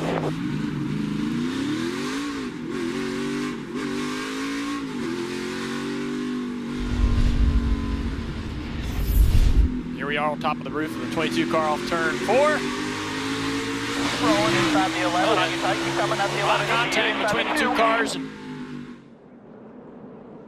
See right here, the 11 way up the racetrack. Yeah, just wow, climbed the wall. It didn't leave the 22 enough room out there. That could be some damage there, Steve, don't you think? Yes, that is heavy, heavy contact. You see the left rear going flat was the issue that caused the 22 to lose control, but you have to ask yourself how much damage that did to the suspension on the 22. He'll come to the service of his crew. What about the damage to the 11? Yeah, the right side. Yeah, the right side definitely took quite a bit of damage. The right rear tire has most of the Goodyear missing. Marty told us only one set of tires for most of these teams on pit road. So I don't think the tires they have on will be good to finish, assuming they hold air all the way to the finish, and that will be the issue, right? Tire count has been continued to decrease on the Cup side. It changes the strategy around a little bit, but you also have to start thinking about if you have a couple flats and burned tires, some of the tires you ran earlier in the race for a short amount of time, you actually glue lug nuts back on, consider putting them back on the car. Another situation is we had a handful of waiver rounds, so there's more cars in the lead lap than they've been in quite a while, currently 18. That makes this issue on 22, sorry Rick, even a bigger penalty right now because if you, last car in the lead lap is 18th. Yeah, this changes things a little bit for some of the drivers in the point system. With the 22 having all these issues, puts him a lot closer to the cut line, and it brings the 12 and the 4 into a better position. You see right there, in a much better position going forward, Marty. And to that point, Junior, you can see it on the left-hand side of your screen. Joey Logano goes all the way down to the cut line and +6. Actually, Todd Gordon thought all the tires were up. Joey Logano said, no, I'm pretty sure one is flat because I had to spin out there. So Joey Logano with 4 tires here trying to get this flat fixed. And for the 3rd week in a row, they go into repair mode here on pit road. Martin Truex Jr. is leading, 39 to go.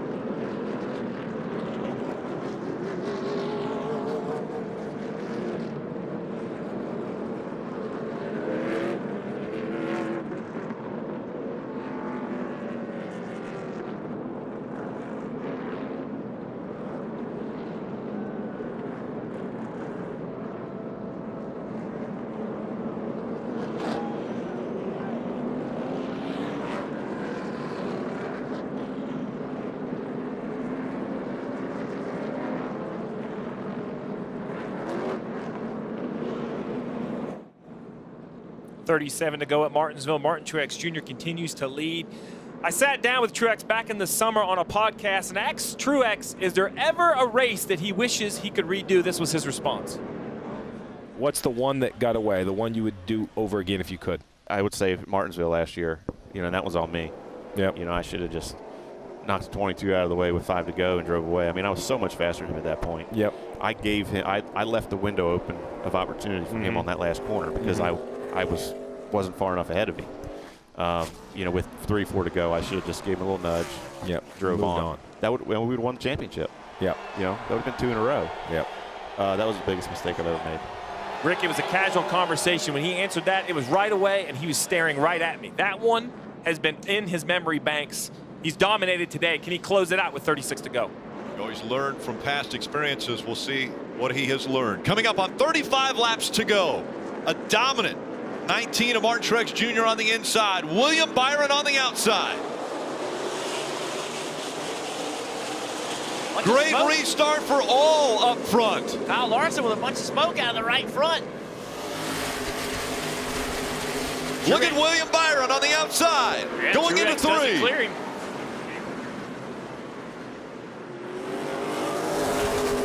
Byron holds on to 2nd. Ryan Blaney up to 3rd. And now a fight for 4th. Here comes Keselowski to the inside of the 11. Byron, man, is right on this 19 car down the back straightaway.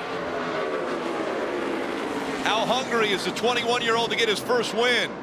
Will he move a playoff driver out of the way for it? Yeah, Truex just so much better through that corner. Now look behind all the 12. Oh, Blaney trying to block the 2. The 2 didn't give it to him. Unreal, the 2 into the back of the 12. Keselowski, his teammate. And Blaney's still in the playoffs. Keselowski is not. But that doesn't mean Keselowski won't move him out of the way. Keselowski's going to get out of his way. So Keselowski got into the side of him, moved him out of the way, and then moved over to give him the spot back. How do you guys feel about that? Well, that tells me Keselowski didn't 100% need for this to happen. He didn't get it. He got in there deeper than he thought he was going to. Didn't expect the 12 to come down. One of those 2 things, because the very next straightaway, he gave him that spot back. I've done that to a competitor before, where I got it to him, didn't mean to, and felt like if I didn't give it back to him, I might be pointed backwards in the next corner. Yeah. How about the race for the lead? It continues to heat up. William Byron has not been able to close the gap within a car length, but he's been right there with Martin Truex Jr. Martin Truex Jr., this is pressure time, right? And now he's got somebody on his rear bumper. Really hadn't been in this position all day. Oh, and that 24 is good on corner entry, which if you're Martin Truex Jr. in the 19 makes it harder to defend. That would be the area where the 24 would have to look inside. Oh, there's issues in turn 4. Caution's out. Turn 4 problem, and the caution comes out. 11 cautions today. That was the 34, Michael McDowell. It's right on average, Rick. Right on 11. And look at all the damage to the right side of that car. Saw a little glimpse of Joey Logano and all that. He's worked himself up to 18th. Go Daniel Hemrick around.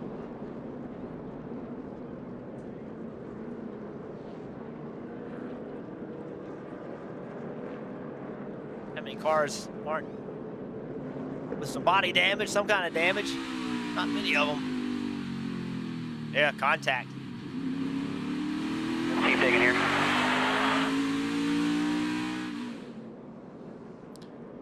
This was just a little bit earlier. Larson and Stenhouse, you saw that right front smoke coming from Larson's tire. That must have been what it was from. Larson's running at 14th. Coming up on 27 laps to go, and looks like Bubba Wallace is coming to pit road, so will Kyle Larson. Bubba's giving up a top 10 position.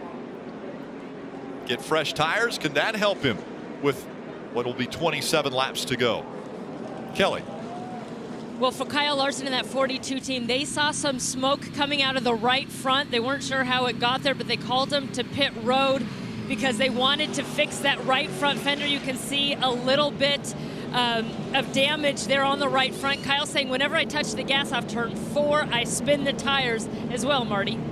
Bubba Wallace coming down pit road for fresh Goodyear tires here, Steve. 27 laps to go, and there's currently 19 cars on the lead lap. Fresh rubber. What do you think about fresh Goodyear tires getting up through the field? I'm not sure. They only had maybe in the teens on them, but you know, starting mid-pack, you're expecting a bunch of chaos.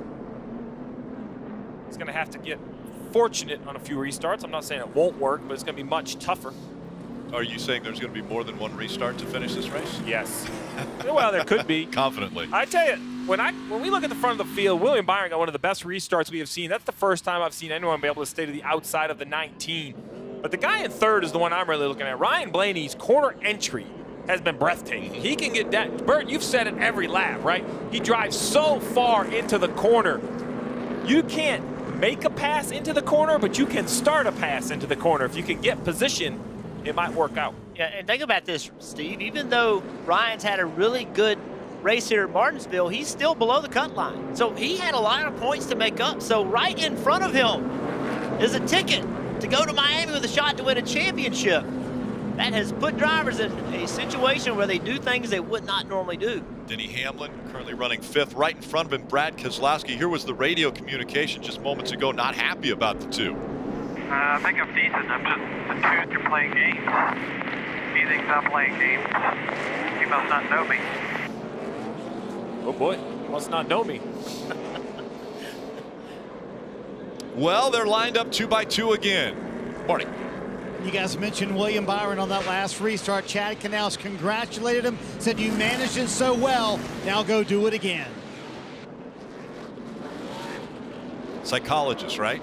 Isn't that what I said a crew chief has to be today? Hey, listen, he can make adjustments to the car. Now all I can do right now is help the confidence of the driver. Truex Jr. on the inside, Byron on the outside. Blaney and Keselowski, two Penske drivers, running in that second row. Coming up on 24 laps to go. Green flag back in the air.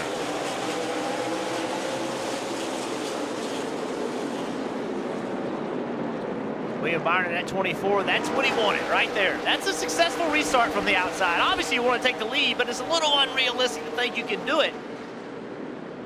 Rolled in second behind him, that's good. For 4th, more contact. Denny Hamlin got into the side of the 2 of Keselowski. This isn't over. Yeah, Denny, I think Denny's had enough. Got into the back bumper. Shoves the 2 up the racetrack. Denny's racing for points. Keselowski's no longer in the playoffs. Denny's going to have much less patience. But up the racetrack he goes. Here comes Kurt Busch. He moves to the inside of Hamlin. Cannot let his emotions get ahead of him right here, right, guys? Got to understand. Remember what you're here to do. I know you want to win. You hadn't had a winning car all day. Contact back here between Kyle Busch and Newman. Newman got a lot of left rear quarter panel damage from that contact. The 18 doesn't have a fender on either side. See right there at the top of your screen. Yeah, the 18 with heavy contact into the left rear quarter panel. They got tire rub on that 6 car now. A little bit of contact with the wall, the 18 car on the corner exit. Back up front, William Byron is not letting the 19 go, only a car length out. And here comes Keselowski, this time clean inside the 12 of Blaney. And Blaney has to let it go. The fact that Brad has that opening behind him, Blaney has to get back there and take it. Can't afford to race side by side and allow the 11 car to get in there and take that position. And Blaney's going to get a little bit of pressure from some people at Penske for racing his teammate, but look how much faster he is. I mean, he's going to drive away right now from Blaney. And we'll see if Keselowski can catch up to William Byron. Again, now just 19 laps to go. 19 laps for a seat at the table in Miami to try to win a championship for Martin Truex Jr. 19 laps for William Byron, the 21-year-old, to try to capture his first ever Cup win. It is amazing, Junior, what it feels like to win your first Cup race. It's right there in front of William Byron. This is a huge day, potentially a huge day for William Byron. He's got a shot at it. Marty. Rick, there are 2 non-playoff drivers behind Martin Truex Jr. So, Jeff, the question is, if you're William Byron, what are you willing to do for that first ever win? Do you move the 19, a playoff driver? It might be an unpopular move, but that would be your first career win. Is it worth it? Yes. Listen, I wouldn't wreck him, but listen, you could move the 19 if you can get to him, right? He's not to him, but you can move him, and Martin still finished second. Yeah. There's a big gap between them. That gives William Byron provision in my eyes. Listen, I don't ever really want to move somebody for a win, but the rules have changed. It's a different kind of racing right now. We're starting to see more people move, guys. And Plus, this is a win. It's a short track. Man, bumper, use the bumper. Road's racing here. Back-to-back dominant performances at Martinsville. It was Keselowski earlier. Now Martin Truex Jr. 449 and counting for Martin Truex Jr. The most laps led in a race since 1992 when Kyle Petty put up 484 laps at Rockingham. When I watch this battle, the 24 doesn't seem to be as good as the 19 in 1 and 2, maybe better in 3 and 4. I think the key to William Byron is stay close enough at this end of the racetrack where he can try to make a pass at this end of the racetrack in 3 and 4. Something about his car works better here. Last couple of laps, Truex been able to take advantage of this as quickly as possible. last couple laps, Truex been able to lengthen that lead just a little bit. Here's Chad Knaus giving him some more advice. There's Logano trying to get by the 18 of Kyle Busch. Joey's came right through the field here, up into 10th place, battling for 9th. Coming back, and he'll take that spot. It's still a car length and a half. William Byron chasing after Martin Truex Jr. Martin Truex Jr., when he gets in one of these races where he just dominates, he is so fast. Kind of Jimmie Johnson-like, right? Just doesn't have to do anything, you know, rough people up, move people, just drive away from them. So William Byron doing all he can, but I don't know. I remember some battles, and I think Steve remembers some battles where they did get a little rough. Yeah. 24 and the 48. Yeah, the 24 and the 48 traded bumpers around here for about 40 laps. 24 in the short end that day. On the right side of your screen, this battle for third, Denny Hamlin. I think he has some frustration for Brad Keselowski. We'll see how patient he is to try to pass him, or if he feels he's just going to move him out of the way. Martin Truex Jr. on the left side of your screen. Now under 10 laps to go for another short track win. Right behind him, though, William Byron, Marty. And Rick, you got to love the way Chad Knaus, the veteran, is managing his young driver. He said, I want you to cool your stuff down. I want you to think about how your race car is. You have a limited time to get this done. Think about how you can get that pass done. Steve, you know, as a driver, as crew chief, part of your job is making sure that driver's in the right frame of mind to get it done. Yeah, he worked with Jimmie Johnson. Jimmie Johnson and Chad Knaus so successful everywhere, but especially here at Martinsville. Take what he learned from Jimmie Johnson and working with Jimmie. Try to apply it to William Byron the best you can, but in the end, it's the driver. William Byron has to go out there and find some speed, find a couple good corners. It'll be interesting, though, with 8 to go, a couple slow cars. The 19 might catch traffic. I see William Byron looking around, trying different things. He started entering, using that high entry, and that wasn't working. The 19 started getting away from him. Now William Byron has closed that entry up a little bit. He's looking for something, just trying to find a little bit of speed. He knows that 19's better. Got to find something that's going to make his car a little better. Garrett Smithley pulled over in the 52 to let these two by and let them decide it for this race win. Under 6 laps to go. 25 wins for Martin Truex Jr. But until this year, he had never won on a short track. He swept Richmond, won both of those races. So he has now won on a short track, and after finishing second at this racetrack before and showing that he could win on a short track but never getting it done, he has put on one of the most dominant performances ever at Martinsville. 459 laps and counting as far as laps led, coming up on 4 laps to go, and about a 3-car length lead now over William Byron. Remember this about Martin Truex Jr. Since the start of 2017, Kyle Busch 17 wins, Martin Truex Jr. 18. Martin Truex Jr. has been the guy for the last 3 years. Has a championship and looking for another. A win here puts him into the championship for another fight. 3 laps to go. Now coming up on the 41 of Daniel Suarez. Will these guys play nice and get out of the way? Or will it allow the 24 of Byron to close the gap? Suarez doing a smart thing, getting out of the way. 2 to go. Here comes Byron.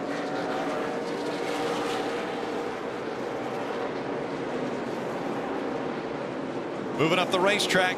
trying to allow these two to fight it out. Coming up on the final lap. One more time around. The gap down to a car length. William Byron, does he have anything? Down the backstretch for the final time. Martin Truex Jr. has dominated at Martinsville. He will have a championship 4 spot.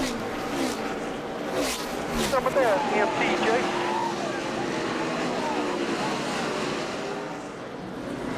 Hell yeah, boys. Get Martinsville. Yeah! Unreal job. Martin Truex Jr. advances to the Monster Energy Cup Series Championship 4 in Miami.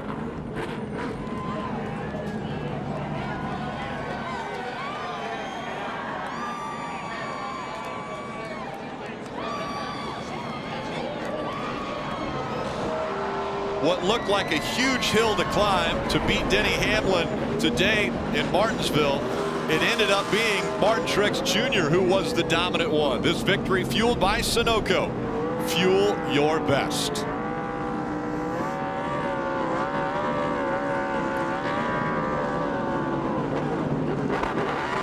Seven wins in 2019. And 3 of those have come at short tracks.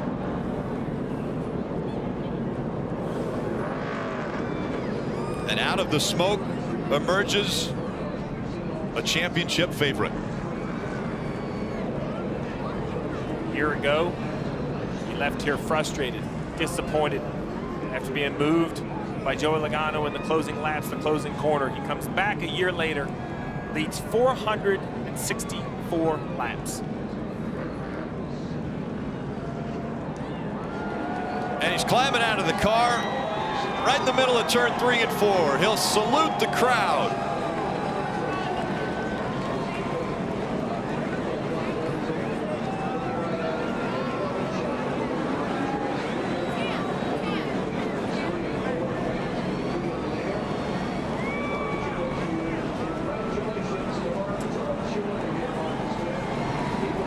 The lights on here at the paperclip. And the crowd here got to see a dominating performance and typical Martinsville racing. Quite a few cars that don't have sheet metal on them anymore. And a big smile on the face of Martin Truex Jr. Marty. What a performance from Martin Truex Jr. The fans literally 15 feet away. Welcome to Miami. I can't believe we just won Martinsville, man. I mean, Miami's awesome, but we've wanted to win here for a long time, and the guys have worked so hard. I've worked so hard. I used to just be terrible here, and just an awesome bunch of guys. What can I say? Auto Owners, Bass Pro, Toyota, TRD, everybody back at the shop, brand new race car again, and it still wants to keep going, but yeah, we're slowly losing your race car. It'll be all right. It wants to just keep going, but I can't say enough about all these, everybody on our team and all these fans out here. Man, this is awesome. And to win here, to get a grandfather clock's pretty special. When I talked to you this afternoon, honestly, you didn't seem that confident. Did you expect a performance like that, leading 464 laps? I don't think anyone expected that. This racetrack in general, you don't see that. So hats off to my guys. The pit crew was stellar today, and you know, we didn't make many adjustments. We adjusted on it early, and it came to life, and that was a lot of fun. So I don't know, maybe now I got this place figured out, who knows, but I'm just really proud of everybody. And you know, after last year, and you know, we talked earlier, everybody wants to keep talking about last year, and I'm like, we got work to do. So I'm just proud of everybody for you know, for giving me a race car like that and being able to put it all together today when it counted. You mentioned the disappointment of last year. Does this make up for that? I'll let you know in a few weeks. I mean, the cool part is we're going to Homestead again, so that was what we tried to accomplish this you know, this weekend. We don't have to worry about points anymore. We can just get to work on a Homestead car, and looks like they're fighting again. But I'm just honestly, I'm so excited and proud to drive this thing, and our team's unbelievable. Saw Denny Hamlin, he was on the ground. Someone has come over there, and you see crew members now starting to get back up. But Hamlin visibly upset. Chris Capehart, his crew chief, trying to get Hamlin's attention, getting him out of that. He and Joey Logano, obviously.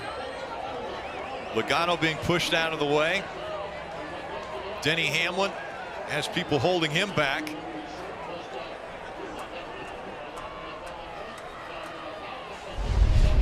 Look back on what happened on pit road.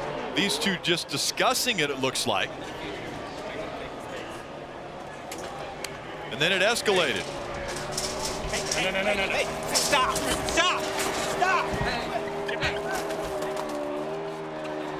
A little bit of an extra shove there by Logano as he walked away, and Hamlin wasn't going to have it.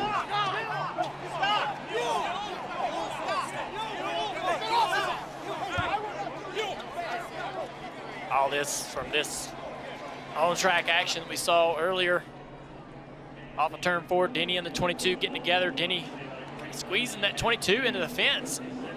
Logano came back and finished 8th. He felt like he needed to talk to Denny about that after Parker. And guys, I'm just catching up here. Denny Hamlin, what happened there between you and Joey Logano? Well, we were having a discussion. Everything was civil. And then like Joey does, he does a little, push and then runs away. So that's Joey. He's scared. He said, "Do you want to go?" I said, "Yes, I'm here." But then he runs away, so. What was the altercation on track that led to it? I got close off of turn 4. It looks like we got together, and it looks like collateral damage. He blew a tire, but I mean, he would probably say, short track racing. You gonna try and find him after this? No, I don't need to find him. Tempers are very high down here, guys.